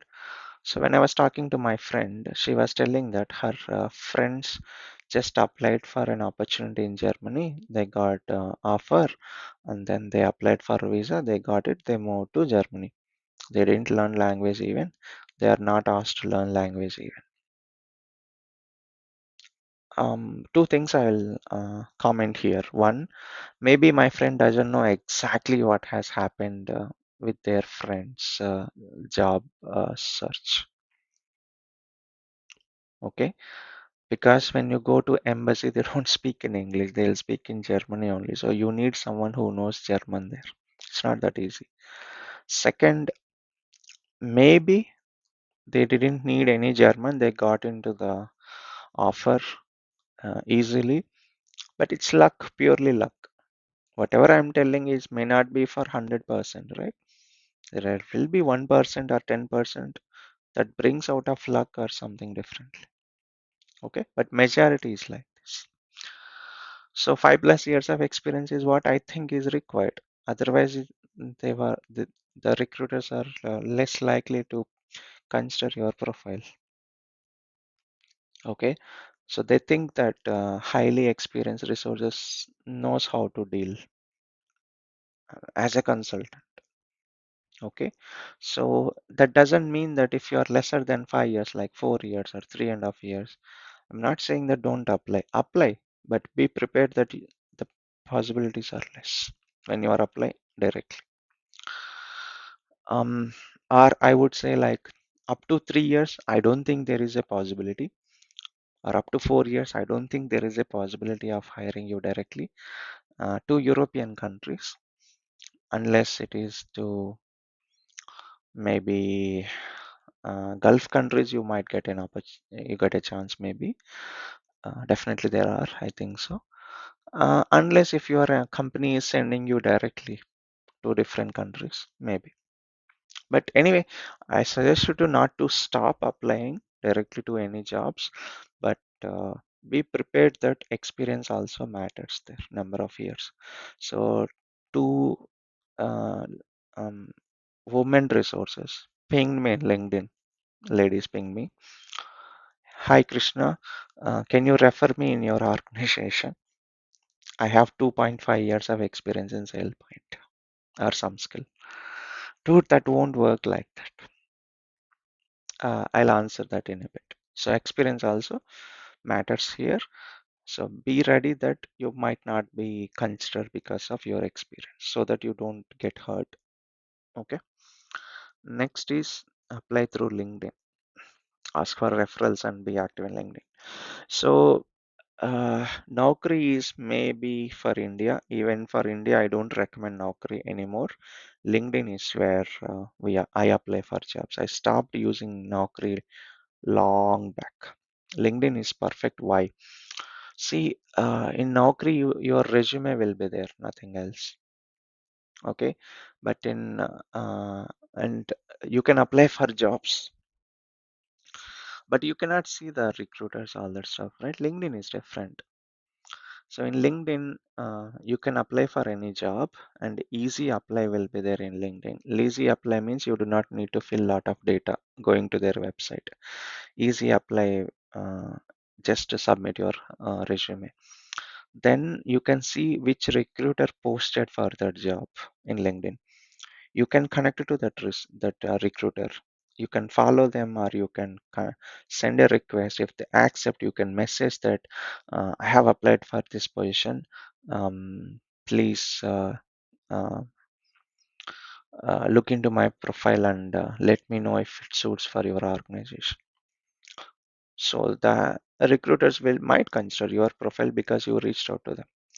Next, you can see how many applicants or how many people applied for that job as well. It's a lot of things. And in LinkedIn, once you apply for that job, the recruiter can look into your profile. They might connect with you, or they can ping you even. So a lot of features are there in LinkedIn. I use LinkedIn. The way how you use Facebook or Instagram, similarly, I use LinkedIn. I'm active in LinkedIn compared to any other social media. Okay, so I used to apply at least 100 jobs in a day. Every day I go to LinkedIn job section, filter with location, filter with the skill, apply. Every day, at least 100 jobs I used to apply. I was getting rejected. Some almost immediately with auto rejections. Some will be after some days, but still I was applying every day. 2019 mid I started actively applying for opportunities. Unfortunately, COVID impacted me. COVID halted my on-site or foreign travel. But nothing, things can slow you down, but nothing can stop you, right? So I said, like, even COVID cannot stop me. So finally, in 2021 end, I traveled. So around like 2 years, I struggled. I was applying. Maybe if there was no COVID, things would have been different. Okay. Next is ask for referrals.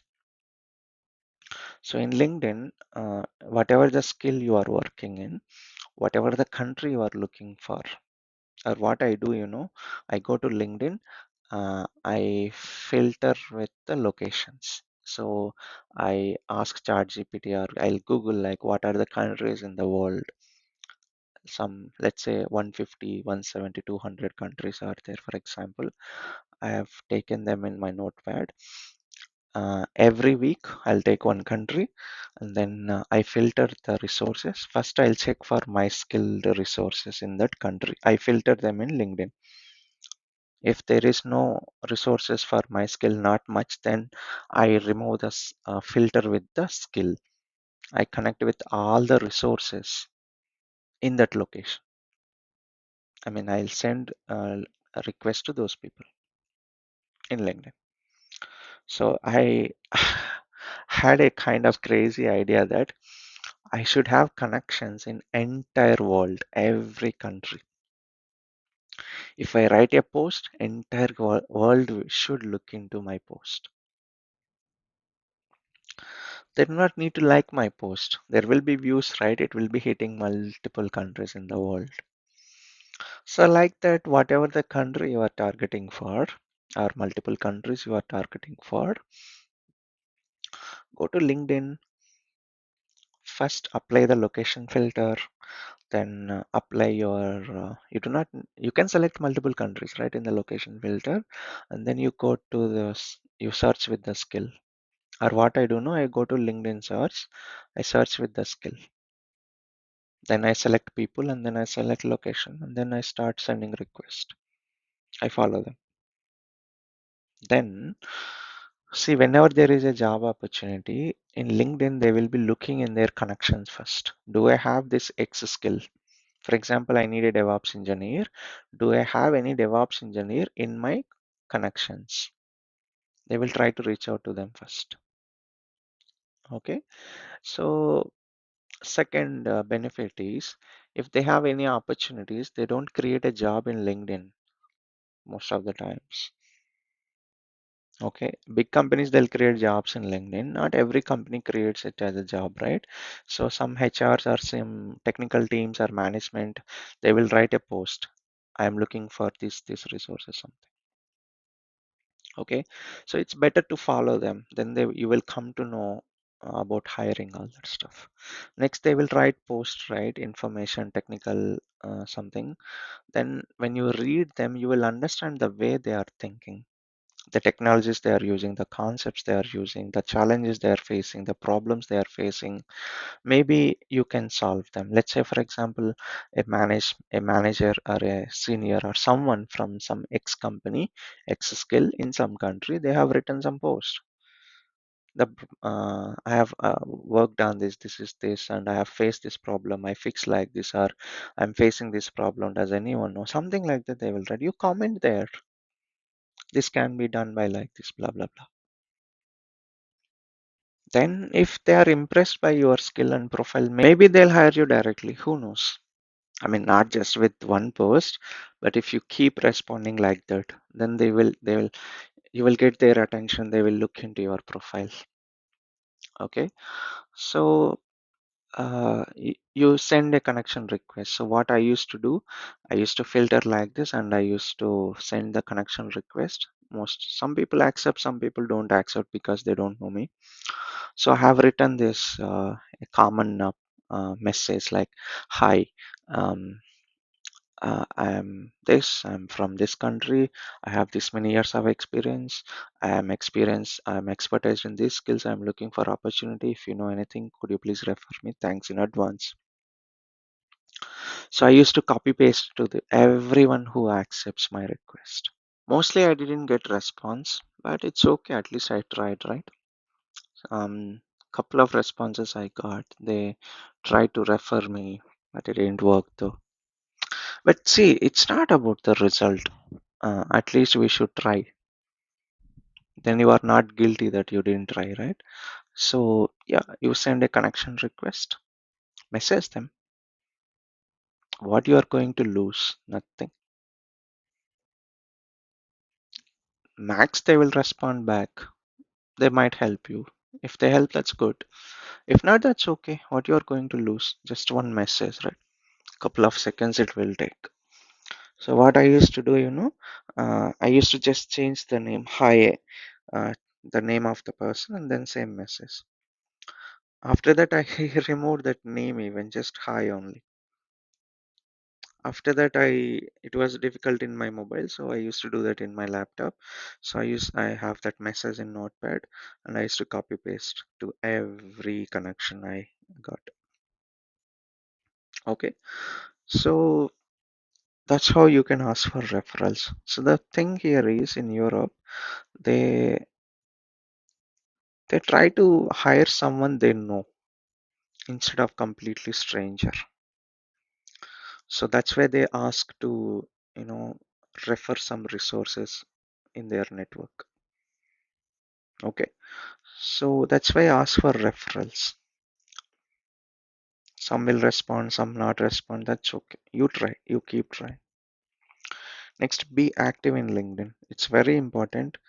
Um, you need to be active in LinkedIn, Instagram, Facebook. Just not going to bring you any job.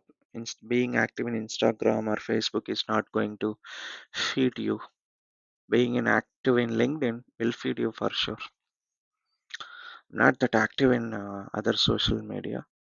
I just use, but I don't do anything there. But in LinkedIn, I'm super active. Okay, so you build your profile. So I started my profile in 2019. I was not having confidence to write anything. Slowly, I started. So every week, I used to post something in LinkedIn. As let's say that I did some professional certification. I used to post it. I did some e-learnings. I posted. I did some e-learnings in LinkedIn. I get the certificate of completion, right? I post it. and I was looking for opportunities in Germany, right? So I was learning German. So in Udemy, I was learning German language courses. So there, after completing, I get the course completion. So I used to, post it in LinkedIn in German language. I used to write. So like this, every small thing, not every day you should post, once in a week. You should get good amount of likes as well, right? See, when someone likes your post, it's a network. Like I call it as a mushroom network. Mushrooms all are connected to other mushrooms in the field. It seems that's a great physics in the nature. So if you take LinkedIn, for example, you posted, I liked it. Then all my connections will come to know as Krishna liked this post. They will also see that post. Okay, so if I have 6,000, close to 6,000 connections in LinkedIn. So if I like your post, it will be visible to my 6,000 connections. If one of my 6,000 connections liked your post, so that will be visible to whatever he or her, his connections or her connections. Let's say she has 5,000. So my 6,000 plus her 5,000, 11,000 connections will see your post.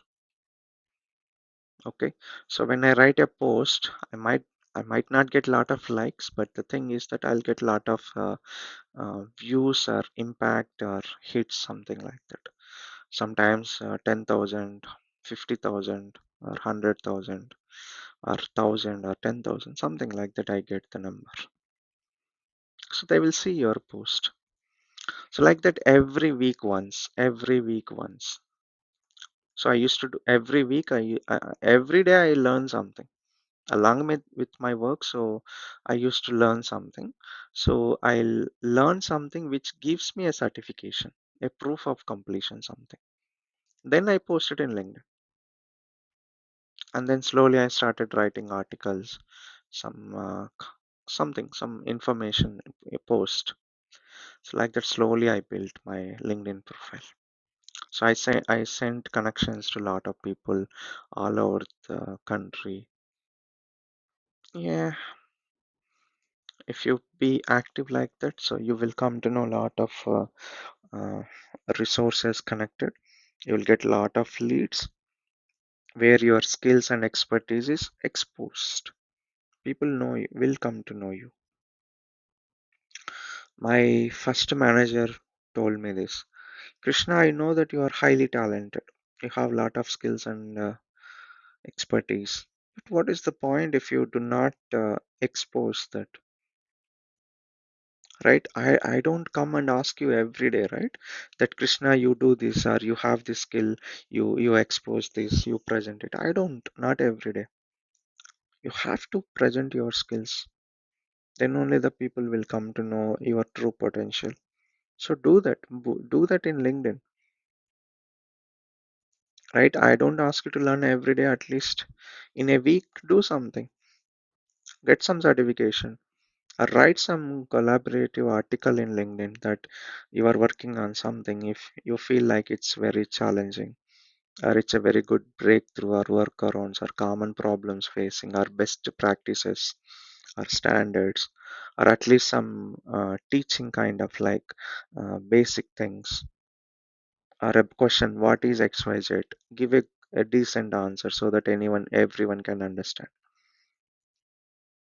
Something engaging to the audience in LinkedIn. So like that, you build your strong network in LinkedIn that will attract recruiters, managers, lot of stuff. So you know that I work in identity and access management, multiple IAM tools I worked in. So 2 years back, I have written a post about I started writing about what is IAM, what is SailPoint, what are the IAM tools, how something will work, what are the features of this product, like that. Then one post I have written is what are the different vendors or tools available in IAM world.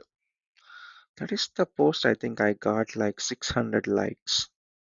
it gave me 50,000 impressions, means 50,000 LinkedIn users seen my post, or at least displayed in their wall.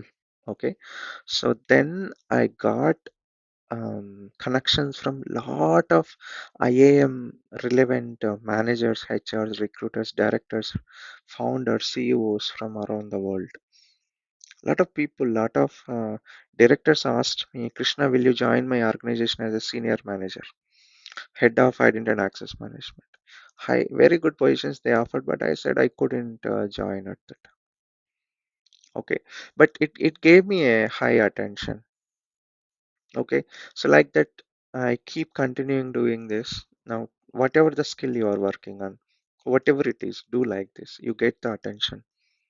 Today, I am living in Netherlands. If a position is open for sale point, that is what my skill is.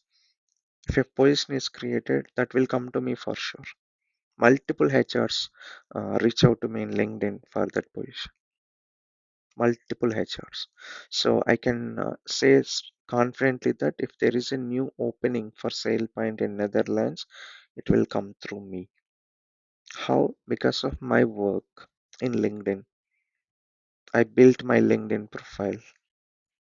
Okay. Same thing you're supposed to do. Be active. I say like you shouldn't apply for a job. Job should come to you. When that will be possible? When you are active in LinkedIn. When you present your skills and expertise, when people recognize you, then that will happen. Okay, so do all these things. Keep applying, keep applying for jobs. Okay, and then ask for help. There will be people like me, definitely will help you. I'm doing this very big session for you, right, to understand. So there are a lot of people who are ready to help you. So they will take your profile and definitely they will help you. But remember that do not ask without knowing the ABCD. Have these basics. Okay. So and lot of people ping me like, hi Krishna. I should say hello. How are you doing? I should respond as thanks. I'm good. I'm good. Thanks. How are you doing? I am also good. Then they'll say like uh, something, they'll ask question. We are not friends, right, dude? To have this one message and one message to message answer like we are not chatting. I'm not your friend. That's not a good idea. I always irritate someone message me like this. Hi Krishna, hi. Do you want me to say hello? I'm not going to chatting with you. I don't respond to such people messages. After a couple of days, I'll respond because I don't want to neglect them. Maybe they need my help. Then what is the best way to send a message to anyone who you don't know? Hi, I hope you are doing well. It's pleasure to connect with you. No need of all these things. No one likes that even. We all know that there is no pleasure in connecting with you. It's a lie. What is the pleasure connecting with you? What I'm going to get? Okay, I'll send a request to someone useful to me, for example, senior to me who can help me in something in my career. Still, what is the pleasure in that? Why to be so formal about it? Let's come to the practical world, no? Just say like what I do, what I believe. For me, even you do not need to say hi. It's waste of time. For you in typing, for me in reading. Don't do that. The best way I would say like it's okay. Hi, Krishna. It's okay if you wanna write. It's nice connecting with you. Blah blah blah. Fine, but post your question in the first message itself. Because if you say hi, no one will respond to you unless you are a friend. I don't respond actually. I don't know about others. I don't talk about them. But it's not a good manners to send hi like you send it to your friend. We are not your friends. We don't want to be your friends even. Everyone is busy, dude, in their career and life. Not everyone is going to spend time for you, right? We can't. And you might think like, what will happen if you respond to me? There are a lot of people messaging me, right? For others also, not just you. There are a lot of people will be messaging a lot of people. We cannot respond to everyone like this, like a inline messages or like chatting. So the best way is do like this. Hi, Krishna. Um, I have this question. Can you help me? Your post your question. Then I'll read your question and I'll respond back. Definitely, I'll respond back. Definitely, everyone will respond back. Instead, if you say hi, what does that mean? What do you need from me? Some guy messaged me in LinkedIn as, hi Krishna. I said hi. How are you doing? Said I am good, thanks. How are you doing? He said thanks. After that, something he asked, like how is life treating you? Something like that, something personal. I am not here to discuss my life with you, right? I'm here to help you professionally if I can. You are not my therapist or girlfriend or boyfriend or someone, some close friend, something. There is no point of asking that. Even how are you is also a stupid question if you ask me. No one in the world is fine. Trust me, no one in the world is fine. There is no point of asking that question even. Fine, you asked how are you. Everyone say I'm doing good only, right? Who will say I'm not doing good? You will also say I'm doing good, right? Are you doing really good? No, no one is doing good. Everyone has problems, their own problems. So when I read how are you doing, I feel bad to answer that because I'm not good. I have a lot of things to do. I have a lot of problems as well. Definitely, I'm not doing good, 100%. So these all things are nonsense. Get rid of them in LinkedIn messages. If you are trying to message me, do not say hi even. I tell my friends and my colleagues, everyone, please don't tell me hi even. Just post your question. I know it looks like rude when you do not read the person, but for me, I don't think like that. Okay, but this is my suggestion to you when you're messaging to someone, do not message as if they they are your friends or something. Do not initiate like it as a chatting. Be professional. Send your question in the first message itself. It's okay even if it is lengthy. They will respond when they have time. So when that guy asked me a personal question like that, I said like, how can I help you? Then he responded as, nothing. You seem not to be friendly. Something something. Dude, I'm not here for that. One guy from different country, he messaged me, hi. Fine, I respond back after a couple of days. If someone asks me a question, immediately almost I'll respond, or within the day. If anyone responds without giving me question, if they send me a message, I don't respond immediately. After a couple of days, I might respond. So then that guy sent me hi. I said hello. After a couple of days, he messaged me again. Couple of days later, 2 3 days later, he messaged us. Uh, I have this experience. I'm not getting any jobs. My resume is not getting picked. Can you look into my resume? I responded after a couple of minutes. Yeah, sure. He shared his resume. Then he asked another question. When can I expect to hear back from you? Seriously? Am I doing work? Am I working for you or what? So that I can schedule your work, I can have some estimations, and I'll give you some time that I'll respond back to you within 2 days or 3 days. Seriously? That's not a good way to ask, right? You ask for help, they will respond definitely. They said they will check. They will respond back when they get some time, right? When you ask like when can I expect response back from you means what does that mean? If you are not, if you're, he's not your team member or manager or someone working with you in your office or in your company to ask that question, right? That's not a good idea to talk to people. I get a lot of these kind of messages and I get irritated. But still I respond after a couple of days because maybe they need my help. Because one couple of words from me might help them to get a better career. Who knows? That's why. Okay. So try to avoid all these mistakes.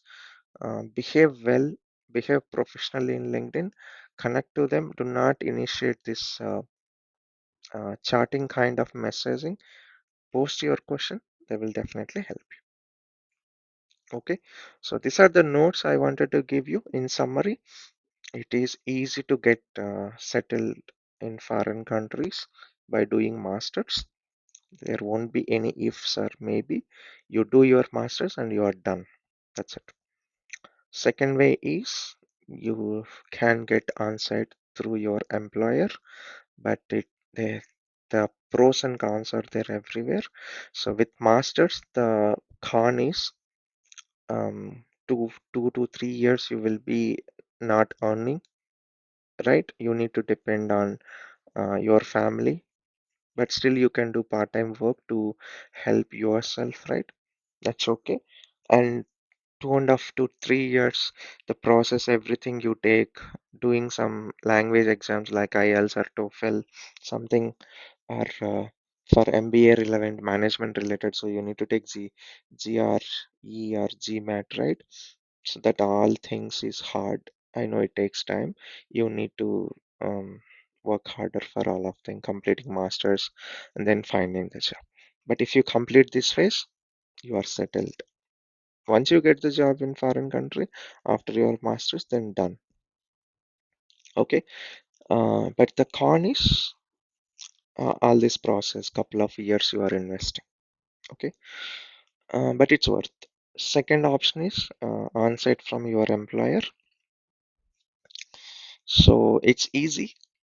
The pro is easy actually. It's purely depends on based on your luck as well. If you get it, you got it. But the con is politics, and it's not like it is in your hands whether to stay back or leave. It's completely on your management. So you cannot make your own decisions on your career. It is in someone else's hands. That's the con which I didn't want in my life. That's why I pursued career independently. Okay. Then third, visa sponsorship directly from foreign countries. You can apply through LinkedIn. Okay. So how you can apply? Go to jobs in LinkedIn, apply. Second, um, search for uh, connections in LinkedIn for your skill and connect to them. Ask for referrals. Ask them if they can sponsor visa. Ask them for referrals. If you directly apply for in their website, compared to that, if you ask for a referral, if you get referred by someone inside the company, referral has higher priority than applying through website. You are a stranger if you apply outside. You are a known person if you are referred by someone in the company. Okay, always try to get into referral section. Okay.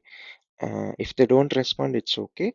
So when you see them, right, their profile, they will say XYZ, their designation, right, XYZ developer at XYZ company. So there, if that is the skill you are also working on, you can go to that company website, right? You do not know company names even in foreign countries, correct? But when you connect to the people for your skills in LinkedIn, then their profile, it will be displayed which company they are working on, which designation or which skill they are working on, right? So go to that company, find out the job section in LinkedIn or their directly website also. That's another thing. Okay. And then the final way is apply directly independent visa like PR visas or job seeker visa, like that. Whatever I have covered, what I know only, but list down the countries based on what language, how far it is, what kind of conditions it has, what kind of food you will get there. I don't want to go to some countries because of my food restrictions. I'm not going to eat everything that is available. I have my own diet. So I don't go to some countries. I don't want to name those countries, but I don't want to go those countries. Doesn't matter how much they pay even. It's my situation, it's my conditions, right? So my life, my rules. So you also look for the countries, list down, try to find it out. You can talk to the people or in LinkedIn or in YouTube. You will find nowadays that every country they will explain what kind of situation it is. You find the job market, how much salary they will pay. Some countries they will pay higher salary, but the living expenses are super expensive. You might not save anything even. Okay, remember that. And then once you've looked into that country, know the culture, language, food conditions, how far it is, living conditions, how expensive it is, how much it will take, how much money is required, how much it cost per month for single and per family. Okay, so do that calculation. If you do not know, talk to someone in that country. No, if you know someone in your network, ask your friends, do you know someone who is living in this X country? If you do not have any connections or in your friends and in your network, check in LinkedIn. Send a connection to them. When I was relocating to Norway, I connected people who were already in Norway. I asked them, I will be relocating to Norway. Can you help me in finding some accommodation? They given me some information. Okay, so like that, do the stuff. Maybe you can find in Facebook also. You can find by location. I don't know. I don't use Facebook, so in LinkedIn I did that. Okay, so like that, you should read a country and what is their currency. When you convert the currency, how much money you are going to get, is this worth? Because maybe you might earn almost same amount in India as well. Okay, so do all this homework and then decide for that country and keep applying. Not just one country, go for multiple countries. I'm in Europe, right, in Netherlands, so I can go to any country in Europe Union, EU region. There are two type of visas in Europe. If you're see, I was in Norway. Norway is not in Europe Union, but Norway visa is Schengen visa. Schengen visa will give you entry to 26 countries. UK, UK, England is not in Europe Union even. It's not Schengen visa, so I couldn't go to UK when I was in Norway. Even today, being in Netherlands, which is Europe Union, I cannot go to UK directly. I need to apply for some visa, some transit visa or some tourist visa or something. But other countries like I went to Germany, I didn't need any visa. When I was in Norway, it was Schengen visa. I came to Netherlands before uh, relocating to Netherlands. I went to Finland. I went to Sweden. I went to Denmark. I didn't need any visa because it's a Schengen visa. Schengen visa will give you entrance to 26 countries. Europe Union, it is 52 countries are there. You can go to any country. Okay, so now for me it is easy to relocate from one country to other country inside Europe. I can go to any country, I can live there for a couple of days, but I'm not a resident of that country, so I cannot live there. A couple of days I can live. I think 90 days max I can live in that country. Okay, so without applying for any visa, I can go to any country in Europe Union, but some countries may be special uh, conditions, so I might need to inform or apply for some documentation or something. Okay, but for work related, it's not like I can work in any country.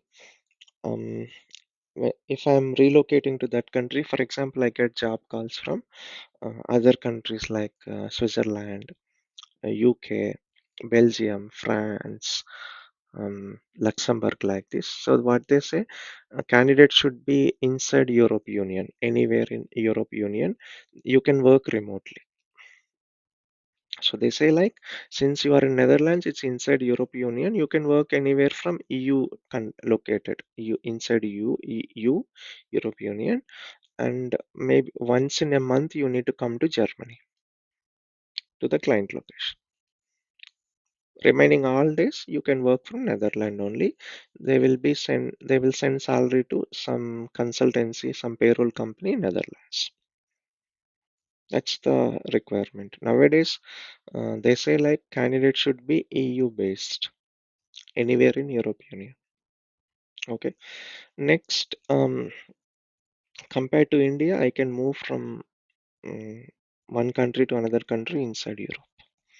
They'll consider me. For example, if there is a job opportunity in Germany, if you apply from India, if I apply from Netherlands, they'll give me higher priority compared to you, because it's easy for me to relocate from one country to another country inside Europe. Okay, they consider me compared to you, and I can go to any country like that easily. I can get job opportunities in other countries. It's not that easy. Comparatively, it is easy. I got no from Norway to Netherlands. Okay, so once you get into one country inside Europe Union, or Schengen visa, even if it is not in Europe Union, then you can move to any other country in the future. So don't worry that you got some country, not the country what you were looking for. It's okay. You work there for a couple of years and then you can move a bit easily comparatively to other country and you can settle there. Okay. Um, and language barriers, as I mentioned, you need to start learning that language if it is required. Use LinkedIn highly. Increase your skills and expertise. Be a consultant. Being an engineer, it won't get you the job. Be a consultant. Okay. And next is go to LinkedIn. Um, I used to apply for jobs on LinkedIn. I used to search with visa, a keyword visa. Then I'll get the jobs where it contains visa keyword. So there they'll mention visa sponsorship provided. I have seen DevOps actually, uh, more visa sponsorships for DevOps. I started actually learning DevOps. Then I got a referral um, from Norway. I got a connection in LinkedIn, so I got referral. So that's how my career initiated, in foreign countries. Otherwise, I could have went with DevOps, because there were opportunities in Paris. Actually, DevOps, they said like, we will relocate you. No worries, don't worry about it. Okay, so go to LinkedIn. Uh, Again, this, remember, guys. I see this.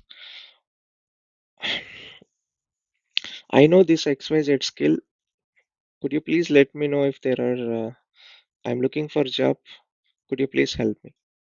I don't know what's wrong with that guys who post like that.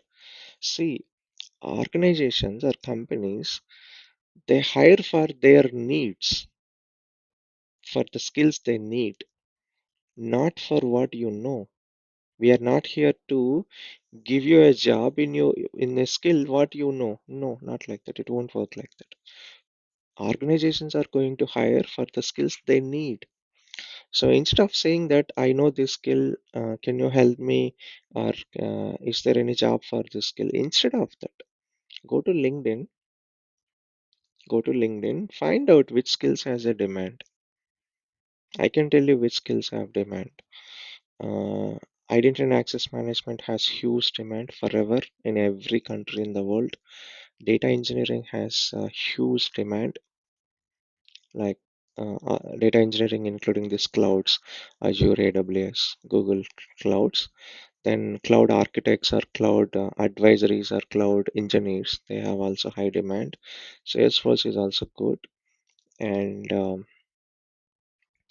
Developers, it's not that great, like full stack Python developer, Java developer, not that great because they might find that kind of developers inside the country. Okay. And what else? DevOps is good, but I'm not hearing about it much. Okay.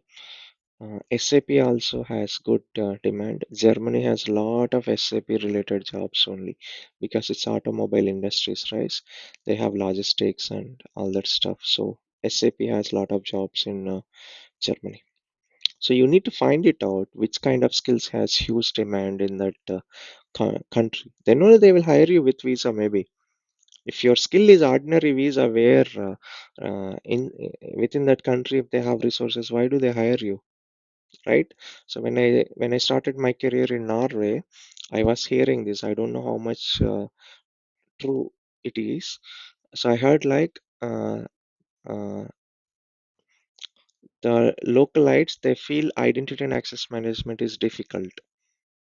That's why they are not going into that area. Instead, they are choosing other skills like cloud. I heard that. I don't know. It's directly one colleague told me. He's UK resident, but he's European only actually. But anyway, he said that I don't know how much it is true or not. If really, if they feel that identity access management is very difficult, if they do not have much resources in identity and access management, then that's true, right? You are going to uh, be a resource to fulfill where there were no resources in that country. Then it is easy for them to sponsor visas. Whenever some country needs to, whenever some organization needs to sponsor a visa, they need to submit a proof that they tried to hire a local resource but they couldn't. That's why they are going to hire from another country by sponsoring visa. If your skill is not a rare skill, not a unique skill, hmm, how come they are going to sponsor you? Not easy, right? So always look for the skills. So that's why go to LinkedIn, search for jobs in that country. Then you will come to know which skills has huge demand, right? And last but the thing, one of my friend when she got some opportunities, she always asks me this question: Krishna, I got offer from this country. This is the salary they are offering. She used to ask me this question: am I going to survive with this salary? It's the good question you were supposed to ask. Do not try to come with family when you are relocating for the first time. Come single. You stay there for a couple of months or 1 year. After that, you think about bringing your family. That too, if it is survive, if you can cover your entire family cost. Last thing I would like to highlight is this is the question I get. Krishna, I get some X lakhs per annum in India. Okay, and I got this much salary in XYZ foreign country. Um, but there will be tax, there will be living expenses. In foreign countries, what is the expense amount we spend, high amount we spend in uh, rent only. Rent is expensive for apartment or a house. Apart from that, it's not that big deal. Rent is the one which is going to eat up all your money. Okay, you can buy a house in rent, sorry, in loan. Then all your money will pay in EMI. When you are leaving, you get that money back. So it will look like you are living for free of cost. When you decided to go outside, I mean go back, you can sell your house. You might get almost same amount or little bit higher amount than what you purchased, right? So it's like you are investing your rent into EMIs. You will get it one day later. Okay, so you can buy a house as well when you gather some amount. You will get loans from banks, not a high percentage of interest as well. Okay, so apart from rent, it's not a big deal. you won't spend much money, okay, in expenses, day-to-day living expenses. So that's why you need to look after your family, whether you can manage with your salary or not. In foreign country, with one salary, if you are a married, then you need to take an entire apartment, right? If you are a single, you can live with other roommates, you can share the rent.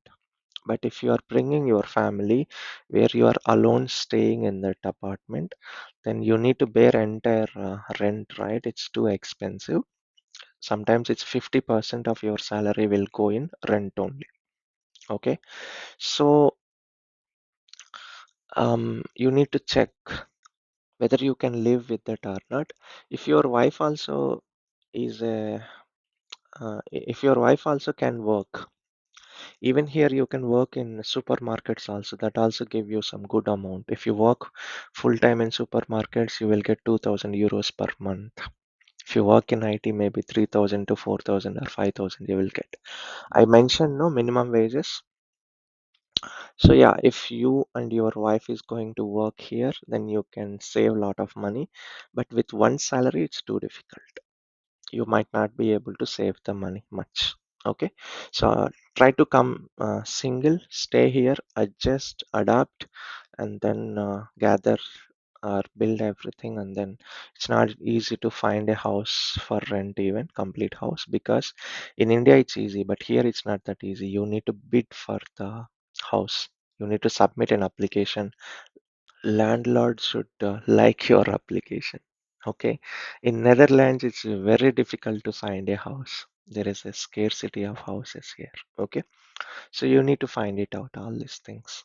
Buying a house is also not that easy. You need to submit a bid asking price. For example, if they ask the price as 4,000 euros for a house, there will be a lot of bids. So you need to increase the price, like you need to give us 10,000 extra, 20,000 extra, 40,000 extra, like that. Then only they will give the house to you.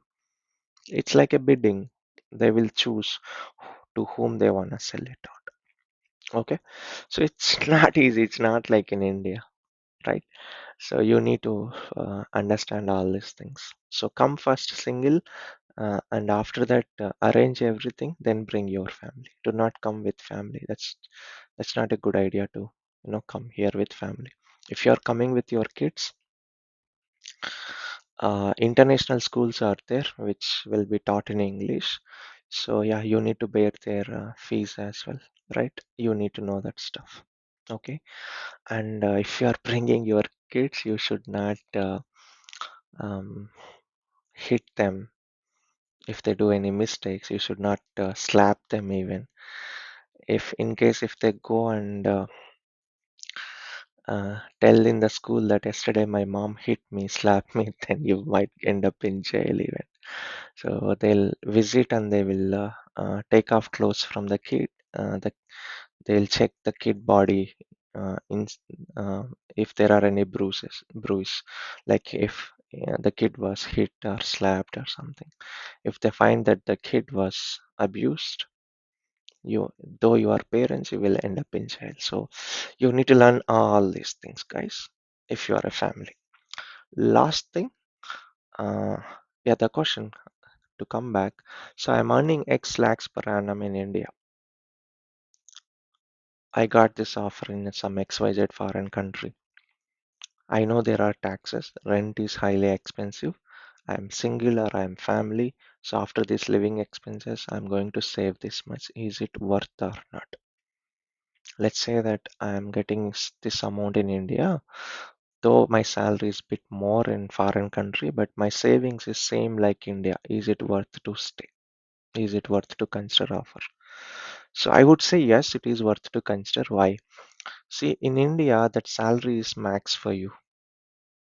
If you are comparing your Indian salary to foreign salary, so whatever the salary in India you are getting, that is the maximum package for you. I don't think you will get more than that. 30 lakhs, 40 lakhs if you are having in India, uh, that is the maximum you can get in India. You can save that much in foreign countries after the tax and um, daily expenses. Okay, per month, consider that you can save at least 1 lakh to 2 lakh or 3 lakh. It depends on your expenses, single or family like that. Okay, so it depends on your salary also. So let's say that we consider with 30 lakh. Your salary in India is 30 lakhs.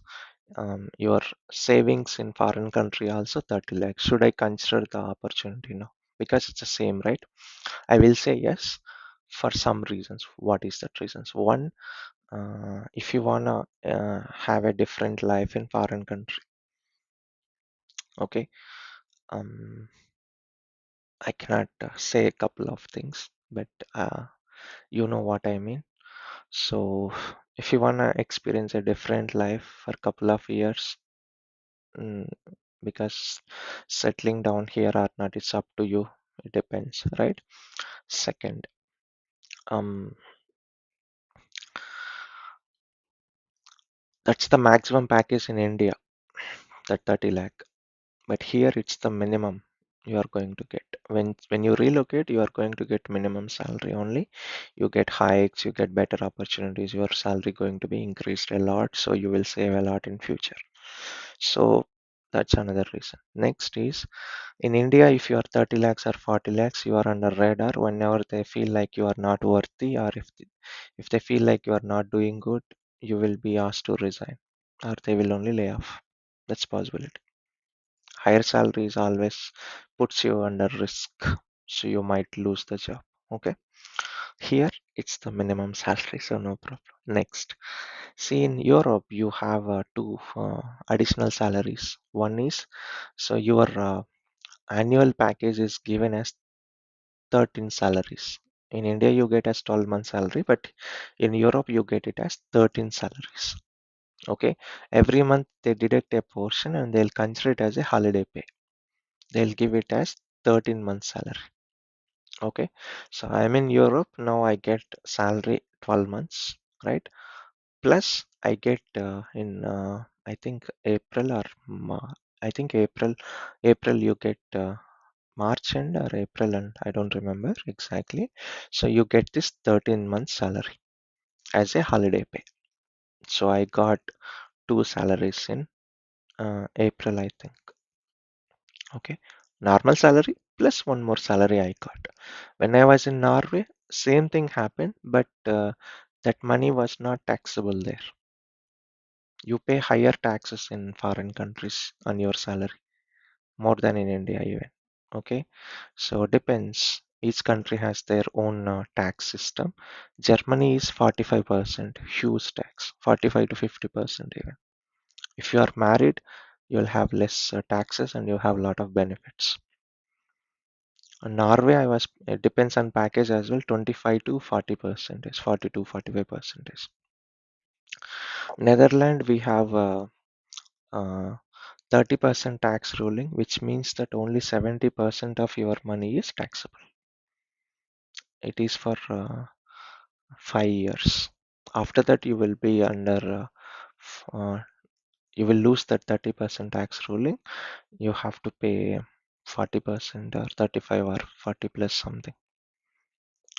So high tax system here. So in Norway, when I was there, the holiday pay was not taxable, so I was getting a lot of money. So that money you get, of course, it is a salary only, your package only, nothing extra they are giving, but variable pay they'll give bonus like in India. So here you get 10% of your variable pay. You will definitely get 10%. They won't play like in India. One organization, they gave me what 5 lakh, I think, as variable pay, and they paid me what 20,000. See, where is 5 lakh? Where is 20,000 as variable pay? But here, I got variable pay. So, as I said, 12 months salaries plus 13 months salary as a holiday pay I got. Plus, I got a bonus variable pay 10% of my salary. So, I got a huge amount for that as well. Okay. So, but in India, you don't get this much. Consider like holiday pay salary, 13 months salary, plus variable pay additional you get, it's going to maybe give you like 10 lakh around that, both together, or 6 lakh or 8 lakh, something like that. That's going to be huge savings for you as well. Okay, so that these are the pros and cons or positives when compared to when you are comparing same salary. I would suggest you to consider this. Okay, so yeah, this is what I wanted to convey, all these points, whatever the doubts you have. If you think that I have missed anything, if you have any other question, you can comment it down, or you can reach out to me, you can message your question, I will answer. Hope this will help you. If this is not the entire answer for all your questions or 100% solution you are looking for, at least I hope that it will give you the leads to find it out some answers, right? So I wish you all the very best.